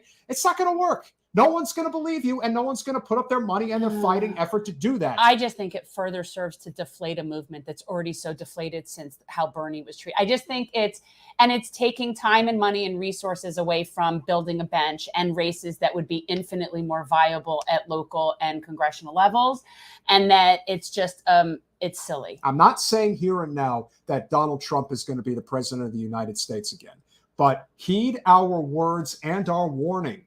Do not underestimate this man, and do not underestimate the possibility he's getting back in there again. Well, I mean, right it's now, him or it's DeSantis. likely. Yeah. And the only, and look, I still, hold out that they're still trying desperately to find a way to legally preclude Trump from running again. Like, there's definitely people that's what they're working on from all legal avenues. But barring that from happening, I don't see anything that's in his way other than possibly DeSantis. That's the fight. The presidential primary, if you will, are those two. Because the Democratic Party is doing everything in their power to lose the election in 24. She'll be destroyed for a lot of reasons. She'll be destroyed because there's no qualifications. When they actually have to come after her, and they will, it's not going to be pretty. Well, it won't take long. It'll be like a house of cards. So listen, if they're going to attack her in a way, again, the only thing that can save a campaign like that is if the people get pissed enough at the establishment that they just don't care what it is. And there will be support to that extent, but it's nowhere. It's not even going to get close to 5%.